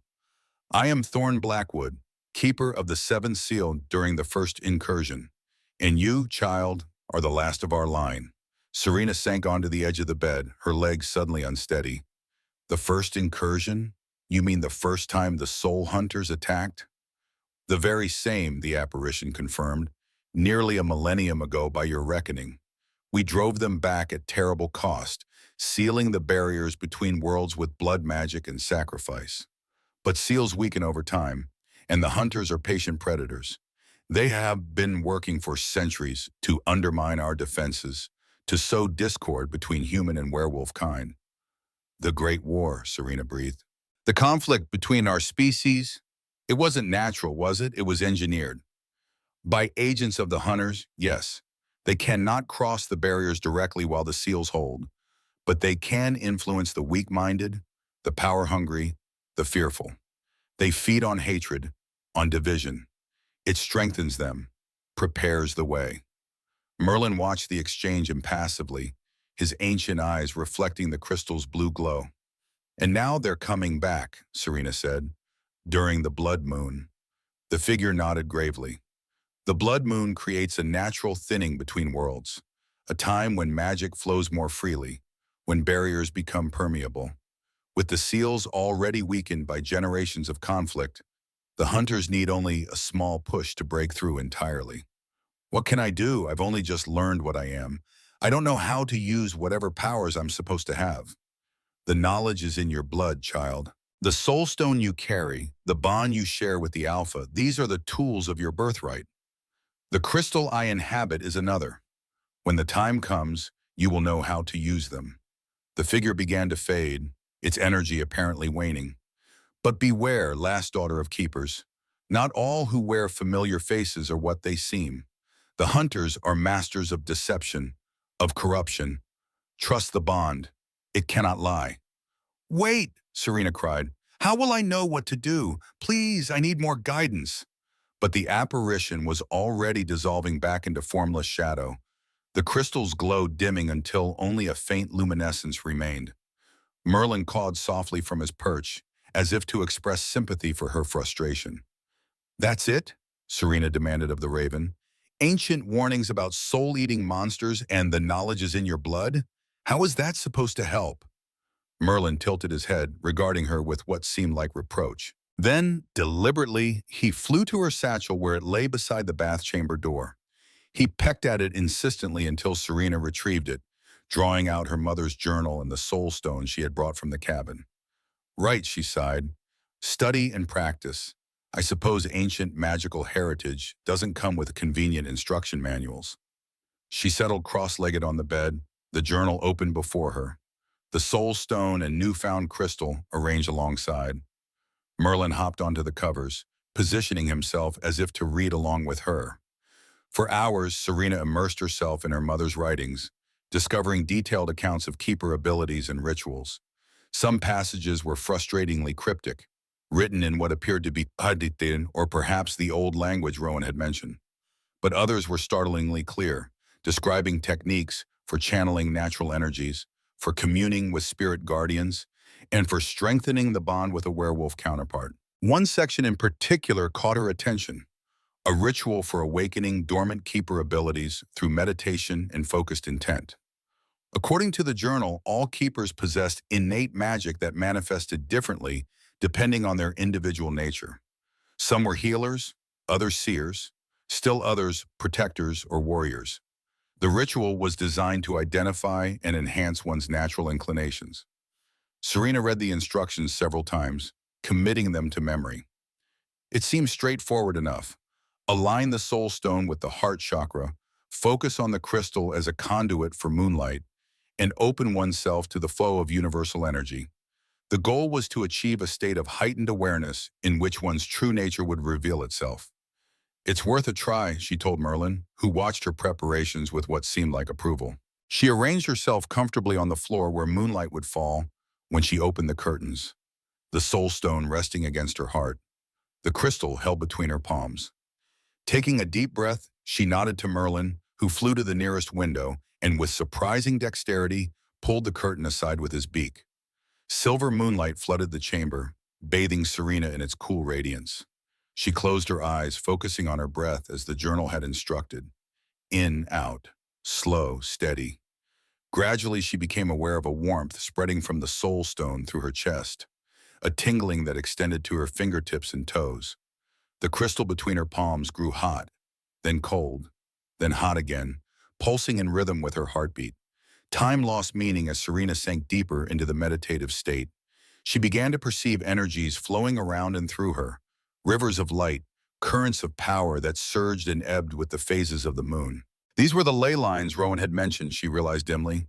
The natural magic that permeated the world, stronger in some places than others, but omnipresent and eternal. And then, abruptly, she wasn't alone in her consciousness. A presence joined her, familiar yet strange, wild yet controlled. She knew without seeing that it was Rowan, connected to her through their partial bond, his essence brushing against hers in the currents of energy they both accessed. Serena, his voice, though not spoken aloud, echoed in her mind with perfect clarity. What are you doing? A ritual, she replied, surprised at how natural this telepathic communication felt. From my mother's journal, to awaken my abilities. She felt his surprise, then his cautious approval. The old ways, I didn't think anyone remembered them. Not consciously, perhaps, but the knowledge survives in blood and bone. His presence drew closer, more defined. She could sense his curiosity, his concern, and underlying it all, a fierce protectiveness that warmed her from within. Be careful, he warned. Such rituals make you visible on the spiritual plane. If there are enemies watching, even as he spoke, Serena became aware of another presence, darker, colder, observing them from a distance. It recoiled when she noticed it, slipping away into the currents of energy before she could identify it. Did you feel that? She asked Rowan urgently. Yes, he confirmed, his mental voice grim. We are being watched. End the ritual, Serena. Now. With effort, she pulled herself back from the meditative state, the connection between them fraying but not breaking completely. As she opened her eyes, returning fully to her physical body, she found herself trembling with exhaustion and a lingering sense of violation. Something had been spying on her most vulnerable moment, peering into her nascent connection with Rowan. Merlin croaked softly from the windowsill, his feathers ruffled in agitation. Outside, clouds had scudded across the moon, dimming the silver light that had fueled her ritual. A sharp knock at her chamber door made her jump. Hastily, she gathered the journal, soulstone, and crystal, concealing them within the wooden chest before calling, "Enter." The door swung open to reveal Rowan himself, his expression taut with concern. He wore a simple black tunic rather than his formal council attire, his silver eyes bright in the dimness of the chamber. "Are you all right?" he demanded without preamble. "I felt your presence in the currents, and then something else, something watching."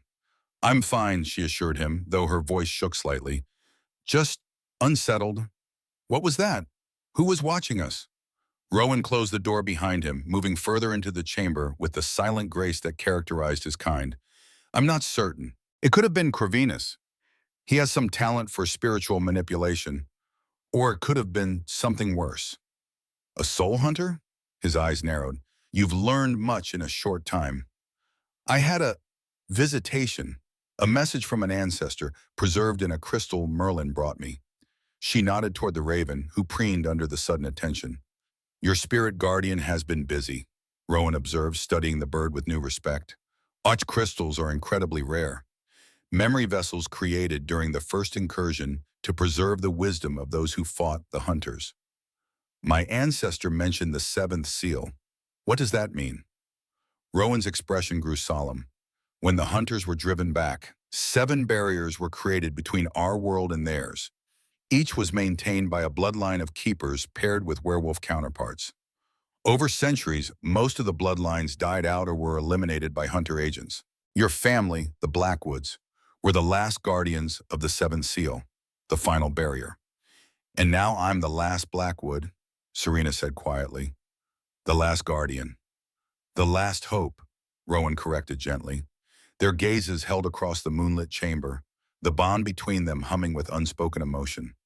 Serena became acutely aware of how different he looked away from the formality of the council chamber. More approachable, more human despite his otherworldly eyes and imposing presence. You came to warn me, she said, breaking the charged silence, about the watcher in the currents. Rowan nodded, moving to the window beside Merlin. The blood moon rises in 3 nights. Until then, you must be cautious with any magical working. The barriers are already thinning. Any use of power makes you visible to what waits beyond. But I need to practice to understand what I'm capable of, Serena argued. How else can I prepare for these trials your council demands? The trials. Rowan's mouth twisted with distaste. They are a formality at best, a trap at worst. Corvinus has corrupted what was once a sacred tradition into a political weapon. All the more reason I need to be ready. He studied her for a long moment, admiration warming his silver gaze. Your courage does you credit, Serena Blackwood. But courage alone will not be enough against what we face. Then help me, she said simply. Teach me what I need to know. Rowan hesitated, conflict evident in his expression. The bond between us, it's growing stronger. Surely you feel it. If I help you prepare, if we work closely together, the bond may complete itself naturally, Serena finished for him. Is that such a terrible outcome? No, he admitted softly. But such bonding should be a choice, freely made, not an accident of proximity and necessity. His consideration touched her deeply. In a world that had already stripped her of so many choices, here was one being offered freely. Always offer her freely, the choice to accept or reject the growing connection between them. I appreciate your concern, she told him. Truly, but we both know what's at stake. If the bond strengthens as we prepare, so be it. Better that than facing the hunters unprepared. Rowan smiled, a genuine expression that transformed his stern features into something achingly handsome. You continue to surprise me, Keeper. Good, she replied, returning his smile. Unpredictability may be our best weapon in the days ahead. He laughed, a rich sound that seemed to startle even him. Indeed. Very well then. We begin at dawn. Meet me in the eastern courtyard. There's someone you should become better acquainted with. Before Serena could ask who he meant, another knock sounded at the door, sharp, authoritative. Rowan tensed, his smile vanishing. Corvinus, he muttered. I recognize his knock. Coming at this hour, why? To catch us exactly as we are now, alone together after dark. It would serve his narrative that you are manipulating me through the bond. Serena's mind raced. Then let's change the narrative. Open the door. Rowan raised an eyebrow but complied, swinging the heavy door open to reveal Corvinus, hand raised to knock again. The lean werewolf's surprise at finding his half-brother answering quickly morphed into a knowing smirk. Well, well, he drawled, the king himself playing doorman to our guest. How unusually hospitable of you, brother. Lord Corvinus, Serena greeted him before Rowan could respond, her voice perfectly composed. Your timing is impeccable. His Majesty was just explaining the modifications to tomorrow's council session, where I'll be presenting my knowledge of Keeper lore. I understand you'll be leading the questioning? Corvinus blinked, clearly thrown by her poised response, and the implication that his visit was both expected and related to formal council business. Yes, he recovered smoothly. As Royal Inquisitor, that is indeed my role. Excellent. Then perhaps you'd be kind enough to outline the specific areas of inquiry? I'd like to be thoroughly prepared. The historical relationship between keepers and werewolves is extensive, after all, and I wouldn't want to waste the council's valuable time with irrelevant information. Her calm professionalism seemed to disarm Corvinus momentarily. He glanced between her and Rowan, searching for signs of the intimate encounter he had clearly expected to interrupt. "The questioning will cover all aspects of keeper knowledge," he replied after a moment. "Historical, practical, and spiritual." "Comprehensive," Serena nodded thoughtfully. "Then I should resume my preparation. Unless there was something specific you needed at this late hour?" Corvinus's expression hardened. "Merely a courtesy call to ensure our guest has everything she requires. The comfort of visitors is a matter of honor for the pack." "Most considerate," Serena smiled blandly. "I assure you Lady Ravenna has seen to my every need." "Then I bid you good night." Corvinus offered a shallow bow that somehow managed to convey both formality and contempt. "Brother," he added with a nod to Rowan before turning to leave. Rowan closed the door behind him, waiting until Corvinus's footsteps faded before turning to Serena with undisguised admiration. "That," he said quietly, "was masterfully handled." "Small village politics prepared me better than you might think," she replied with a wry smile. "The stakes are higher here, but the games are remarkably similar." "You've made an enemy tonight," Rowan warned. "Corvinus doesn't take humiliation lightly, even one as subtle as this." "He was already my enemy," Serena pointed out. "At least now he knows I won't be an easy target." "No," Rowan agreed, his silver eyes gleaming with something like pride. "You most certainly will not be." He moved toward the door, pausing with his hand on the latch. "Dawn," he reminded her, "the eastern courtyard." "I'll be there," she promised. After he departed, Serena returned to her study of her mother's journal, reading deep into the night until exhaustion finally claimed her. She dreamed of running through moonlit forests in wolf form, Rowan loping beside her, their spirits intertwined in perfect harmony. But at the edges of the dream lurked shadows with hungry eyes, watching, waiting for their chance to devour the light. The eastern courtyard, bathed in the first golden rays of dawn, was a vision of unexpected beauty. Ancient trees grew from beds of moss and wildflowers, their branches forming a natural canopy over stone benches and burbling fountains. At the center stood a statue of a woman and wolf side by side, their postures suggesting not dominance and submission, but equal partnership. Serena had risen before first light, bathing and dressing in one of her mother's robes, a garment of deep green embroidered with silver leaves that seemed appropriate for outdoor training. She had twisted her copper hair into a simple braid and tucked both soulstone and memory crystal into concealed pockets within the robe. Merlin accompanied her, flying ahead to scout the path through Moonhold's labyrinthine corridors. The citadel was quiet at this hour, with only a few servants and guards nodding respectful greetings as she passed. Whatever Corvinus's personal feelings might be, it seemed Rowan's declaration of her status as an honored guest was being respected by the general population. She found Rowan waiting beneath the statue, deep in conversation with a familiar small figure. Kieran sat cross-legged on a stone bench, his splinted leg extended carefully before him, dressed in a child-sized version of his father's attire. When he spotted Serena, his face lit up with undisguised delight. "You came," he exclaimed, attempting to rise before his father gently pressed him back onto the bench. "Careful with that leg," Rowan admonished, though his tone held no sternness. "Good morning," Serena greeted them both, unable to suppress a smile at Kieran's enthusiasm. "You're looking much better today, young prince." "Father says you're going to train with us," Kieran said eagerly, "that you're going to learn to be a real keeper." "That's the plan," Serena agreed, glancing at Rowan, "though I'm not entirely sure what that entails." "It begins with understanding your connection to Kieran," Rowan explained. "The bond between Keeper and Alpha is the foundation, but traditionally, Keepers also formed links with the Alpha's offspring, especially the heir. The secondary bond," Serena recalled from her mother's journal, "a protective connection." "Exactly," Rowan seemed pleased by her knowledge. "It allows the Keeper to help young werewolves control their transformations, to ease the pain and confusion of their dual nature." "Is that why Kieran was able to shift forms in my presence? Because of this secondary bond?" "We believe so," Rowan confirmed, Such early transformation is unprecedented, but these are unprecedented times. Kieran watched their exchange with bright interest, his silver eyes so like his father's, darting between them. Can we try it again? He asked hopefully. The changing? Rowan hesitated. It's not without risk, he told Serena.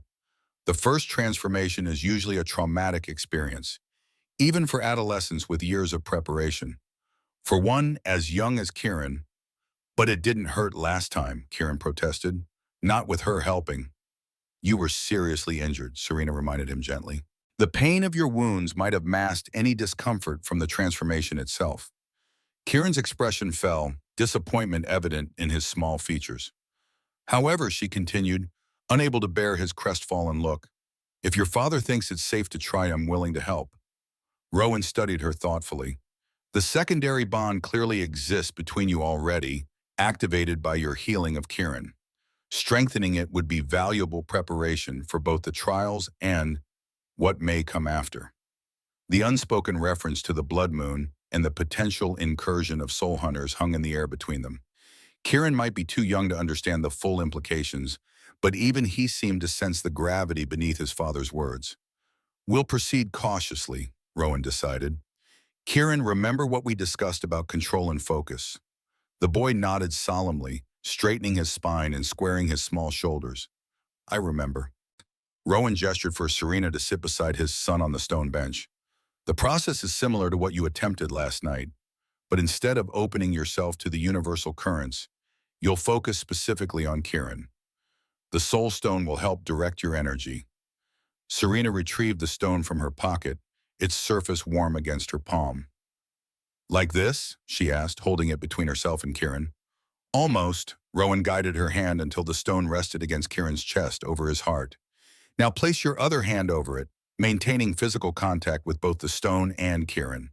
She did as instructed, feeling an immediate tingle where her fingers touched the boy's chest.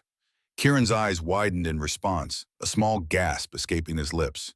It feels warm, he whispered. That's the bond awakening, Rowan explained, watching closely.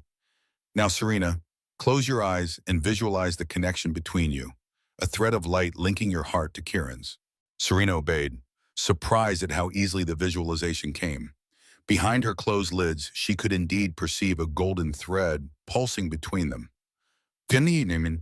But surprisingly strong. As she focused on it, the thread began to thicken, glowing more intensely. I can see it, she murmured. A golden connection. Good, Rowan's voice seemed to come from very far away. Now through that connection, try to sense Kieran's dual nature, his human and wolf aspects. Serena concentrated, following the golden thread deeper into Kieran's essence. There at its core, she found exactly what Rowan had described. Two intertwined energies, one human-shaped and one distinctly lupine, continuously flowing into and around each other like a complex dance. But the dance wasn't entirely smooth. There were moments of discord, places where the energies jarred against each other. They're not fully integrated, she observed aloud. His two natures, they're struggling for dominance. Yes, Rowan confirmed, a hint of concern in his voice. That's normal for young werewolves, but it's why transformation is typically impossible before puberty. The two sides haven't learned to work in harmony. Serena studied the energetic pattern, noting where the disruptions occurred. Acting on intuition rather than conscious knowledge, she extended her awareness through the golden thread, soothing the discordant areas with gentle pulses of energy. Gradually, the two aspects of Kieran's nature began to move more fluidly together, their dance becoming more coordinated. I think, she said slowly, I can help them align temporarily. Not a full integration, but enough for a controlled transformation. Are you certain? Rowan asked, his tone serious. This is not without risk to both of you. I can do it, Kieran insisted before Serena could respond. I trust her. The simple declaration, delivered with a child's absolute conviction, settled the matter. Serena nodded, returning her full attention to the energetic patterns before her. Kieran, she said softly, I want you to think about changing forms, not forcing it, just gently inviting the shift. Can you do that? Yes, the boy replied, his voice equally quiet. Serena felt the shift in his energy immediately, a deliberate emphasis on the lupine aspect, inviting it to move forward in the dance. Through their connection, she steadied the human aspect, preventing it from resisting the natural progression of the transformation. Beneath her hand, Kieran's body began to change. It wasn't the violent, bone-breaking metamorphosis depicted in human tales of werewolves, but rather a fluid, almost graceful rearrangement. Fur sprouted from skin, limbs reshaped themselves, facial features elongated into a muzzle. Throughout it all, Serena maintained the harmonious flow of energies, ensuring neither aspect dominated destructively. When she finally opened her eyes, a wolf cub sat where the boy had been, midnight black with silver eyes that retained Kieran's human intelligence and awareness. The splint had somehow accommodated the transformation, still securely supporting his healing leg. Extraordinary, son, Rowan breathed, kneeling to examine his son. A perfect shift, without pain or disorientation. The wolf cub, Kieran, yipped happily, turning to lick Serena's hand where it still rested on his small form. Through their connection, she could feel his exhilaration and pride in the accomplishment. The bond between you is strong, Rowan observed. Stronger than I anticipated. In the old tales, such deep secondary bonds took months or years to develop. Perhaps necessity is accelerating the process, Serena suggested, stroking Kieran's fur gently. With the blood moon approaching, the old magic seems to be responding to our need. Perhaps, Rowan agreed, though a hint of concern lingered in his expression. Can you guide him back to human form? The longer he remains shifted, the more difficult the return becomes for one so young. Serena nodded, closing her eyes once more to access the golden connection. This time, she encouraged the human aspect forward while stabilizing the wolf nature. The transition back seemed slightly more challenging. Kieran's excitement at his successful transformation made him somewhat reluctant to relinquish his wolf form. But with gentle persistence, Serena guided the energies back into their original balance. When she opened her eyes again, the boy had returned, his face flushed with excitement. "I did it!" he exclaimed. "I was a real wolf." "You were indeed," Rowan confirmed, undisguised pride in his voice. "And you maintained control throughout the shift, just as we discussed." Kieran turned to Serena, his silver eyes shining with admiration bordering on worship. "You helped me. I could feel you there, making it easier. And that's what keepers do," she told him with a smile. "We help werewolves balance their dual nature." Among other things, Rowan added, the transformation assistance is just one aspect of a keeper's abilities. "What else can she do?" Kieran asked eagerly. "That," said a new voice from the courtyard entrance, "is what the trials will determine." Serena turned to find Corvinus watching them, his lean face unreadable in the strengthening morning light. Behind him stood several council members, including Lady Ravenna, who offered Serena a barely perceptible nod of encouragement. "The council has convened early," Corvinus announced. "In light of certain developments, we believe the first trial should commence immediately." Rowan straightened to his full imposing height, authority radiating from every inch of his powerful frame. "The traditional protocol allows the candidate time for preparation and rest between trials. These are hardly traditional circumstances, brother," Corvinus countered smoothly. "With the blood moon approaching and the safety of the pack at stake, the council feels expediency is warranted." Serena rose from the bench, squeezing Kieran's shoulder reassuringly as she did. "I have nothing to fear from your trials, Lord Corvinus. I'm ready whenever the council is." Something like grudging respect flickered briefly in Corvinus's silver eyes. "Very well. The test of knowledge awaits you in the council chamber." He glanced dismissively at Kieran. The prince should return to his quarters to rest. Transformation at his age must be quite taxing. The implication that Serena had endangered Kieran by assisting his transformation was clear. But before Rowan could respond, Kieran himself spoke up. "It wasn't taxing at all," he declared with a child's blunt honesty. "Serena made it easy, and I'm going to watch her pass your test, Uncle." A ripple of surprise passed through the observing council members. For a werewolf child to speak so boldly to an elder, especially one of Corvinus's rank, was highly unusual. More significant was his explicit support of Serena, the pack heir publicly aligning himself with the keeper candidate. Corvinus's jaw tightened almost imperceptibly, but he maintained his composed exterior. "As you wish, young prince. Your father's indulgence of your willfulness is well known. The barb was aimed at Rowan's parenting, but the Alpha King merely smiled, a cold expression that never reached his eyes. My son recognizes truth when he sees it, Corvinus. A valuable trait in a future leader, wouldn't you agree? Without waiting for a response, Rowan offered his hand to Serena. Shall we keep her, Blackwood? The council awaits. The gesture, a king publicly offering his hand to a human woman, sent another shock wave through the observing werewolves. By accepting it, Serena knew she was making a political statement as much as a personal one. She placed her hand in Rowan's without hesitation, feeling the now familiar current of energy passing between them. Together, with Kieran walking proudly beside them despite his injured leg, they followed Corvinus and the council members through the corridors of Moonhold toward the first trial. As they walked, Serena felt the soul stone warm against her heart, pulsing in rhythm with both her own heartbeat and, she realized with a start, Rowan's as well. The bond between them was strengthening by the hour, defying the normal patterns of development. Whether this was a blessing or a complication remained to be seen, but one thing was certain. Neither of them was fighting it any longer. The test of knowledge was traditionally conducted in the council chamber, but when they arrived, Serena found the space transformed. The round table had been removed, replaced by a raised dais with a single chair. Around the dais in concentric circles stood members of the pack, not just counselors, but warriors, healers, servants, all ranks of werewolf society represented in what was clearly meant to be a public spectacle. Quite the audience, Serena remarked quietly to Rowan. Another departure from tradition, he replied, his voice equally low. The trials were meant to be witnessed only by council members and family. Your brother does have a flair for drama.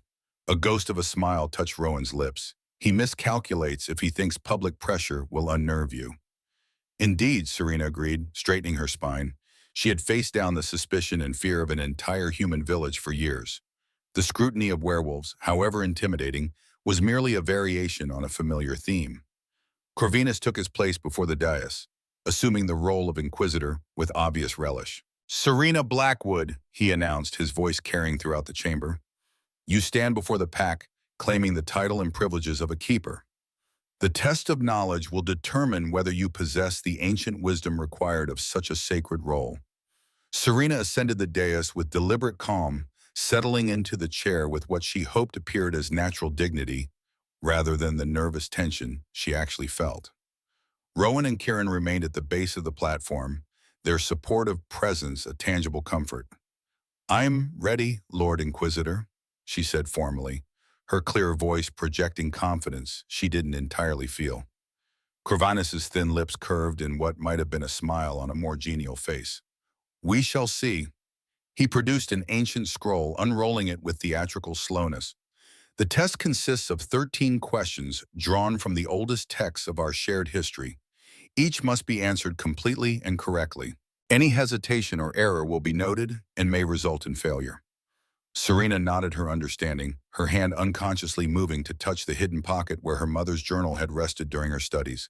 She had absorbed as much as possible in the limited time available, but 13 questions covered a vast potential territory. First question, Corvinus began, his silver eyes fixed on her with predatory intensity. Name the 7 bloodlines of the original keepers and their werewolf counterparts.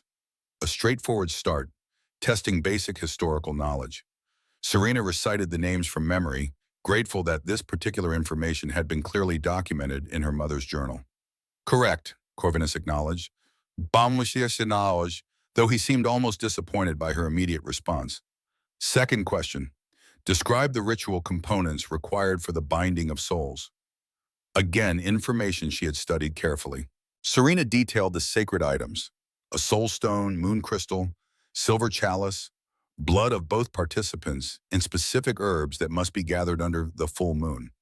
She described the circle of protection that must be cast and the invocations that accompanied each stage of the ritual. Corvinus nodded grudgingly. Adequate. Third question. What is the nature of the soul hunters, and how were they first defeated? This question ventured into more complex territory. Serena drew a deep breath, organizing her thoughts before answering. The soul hunters are not creatures in the conventional sense, but rather entities of pure spiritual energy that feed on the life essence of other beings. They originate from a parallel dimension where physical laws differ from our own. Their first incursion occurred during what humans call the Dark Ages, approximately 1,000 years ago. She paused, gauging the reaction of her audience. The chamber had grown utterly silent, all eyes fixed on her with varying degrees of surprise and attention. They were defeated through the combined efforts of the seven Keeper bloodlines and their werewolf counterparts. The werewolves provided the raw power and spiritual resilience, while the Keepers channeled and directed that power to create seven seals, mystical barriers between dimensions. Each seal was bound to a particular Keeper bloodline and required regular renewal through ritual and sacrifice. Corvinus's expression had shifted subtly, his surprise at her detailed knowledge poorly concealed. And the nature of that sacrifice? Serena met his gaze steadily. A willing offering of blood and spiritual energy from both Keeper and werewolf. A true sacrifice freely given, representing the unity of human and wolf that the hunters sought to destroy. A murmur ran through the assembly. This level of knowledge went beyond what could be gleaned from casual study or even most historical texts available to humans. Serena saw Lady Ravenna exchange a meaningful look with another elder counselor. Corvinus continued with increasing complexity, asking about obscure rituals, forgotten treaties, the metaphysical properties of soul bonds, and the spiritual anatomy of werewolves.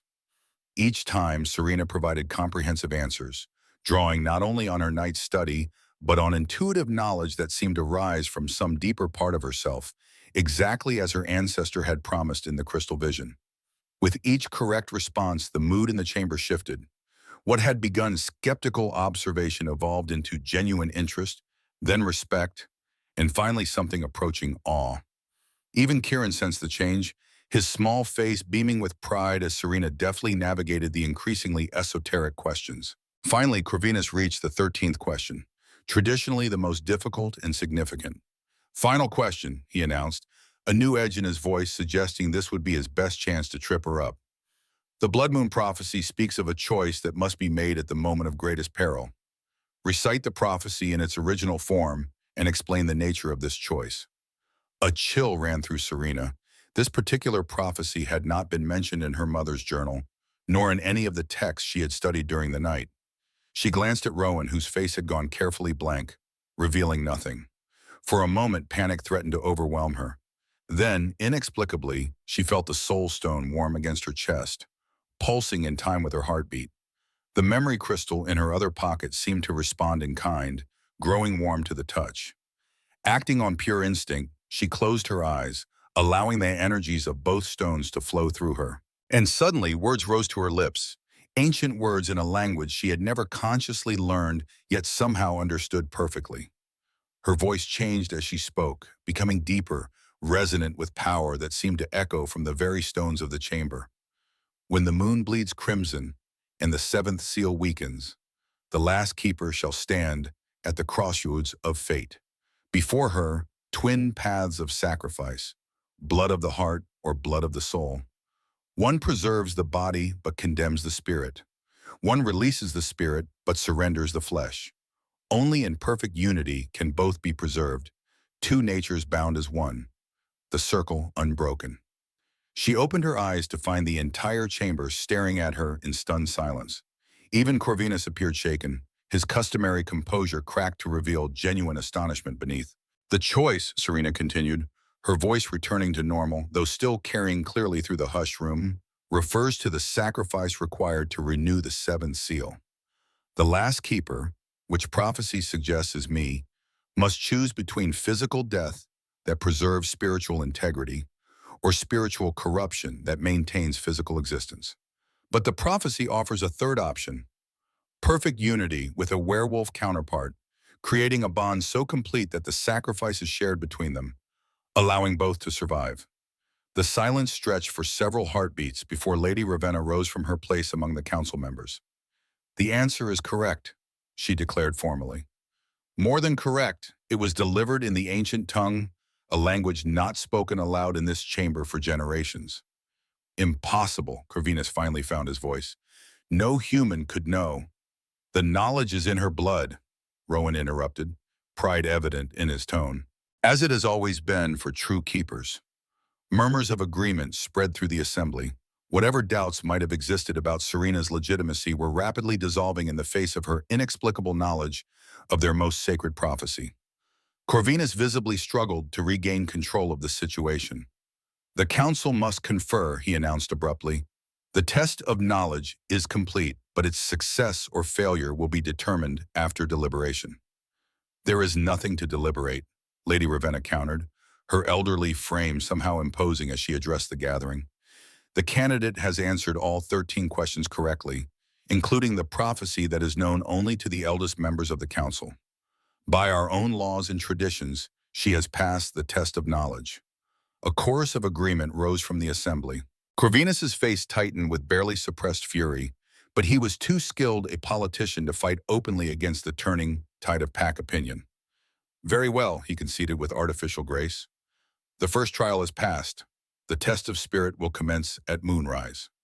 Rowan stepped forward, his authority filling the chamber without a word being spoken. As is traditional, the candidate will have time to rest and prepare between trials. The test of spirit will begin tomorrow at moonrise, not today. The challenge was clear. Rowan was reclaiming control of the process, enforcing the traditional protocols that Corvinus had attempted to circumvent. After a tense moment, Corvinus inclined his head in grudging acquiescence. Tomorrow at moonrise, he agreed, though his silver eyes promised this was merely a tactical retreat. As the assembly began to disperse, Serena descended from the dais on slightly unsteady legs. The strange energy that had flowed through her during the recitation of the prophecy had left her feeling both exhilarated and drained.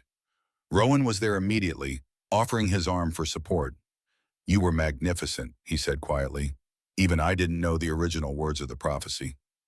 "Neither did I," she admitted, keeping her voice low. "It was as if something, or someone, was speaking through me." "The blood knowledge awakening," he suggested. "Your ancestors reaching across time to guide you." Kieran bounced excitedly beside them, seemingly oblivious to his injured leg and his enthusiasm. "You showed them all," he declared. "Uncle Corvinus looked like he swallowed a toad." "Kieran," Rowan admonished, though his tone held more amusement than rebuke. "A prince should show more diplomacy." "Even when speaking truth?" the boy asked innocently, his silver eyes twinkling with mischief. Serena laughed, the sound breaking the last of the tension from the trial. "Especially when speaking truth, young prince. That's when diplomacy matters most." As they left the council chamber, she felt dozens of eyes following their departure, some curious, some respectful, some calculating. She had passed the first trial decisively, establishing her legitimacy in the eyes of many pack members. But Corvinus's expression as they departed warned that the next trial would be far more challenging. The test of spirit would not be about knowledge or history. It would test her actual abilities as a keeper, abilities she was only just beginning to understand herself. And beyond that lay the test of bonding, with its mysterious blood ritual that would potentially complete the connection between herself and Rowan. All this against the backdrop of the approaching blood moon and whatever threat it might bring. The soul hunters were stirring beyond the weakening seventh seal, hungry for the essence of both humans and werewolves. And Serena Blackwood, last of the Keeper bloodline, stood at the crossroads of fate, exactly as the prophecy had foretold, facing a choice that would determine not just her own destiny, but the survival of two worlds.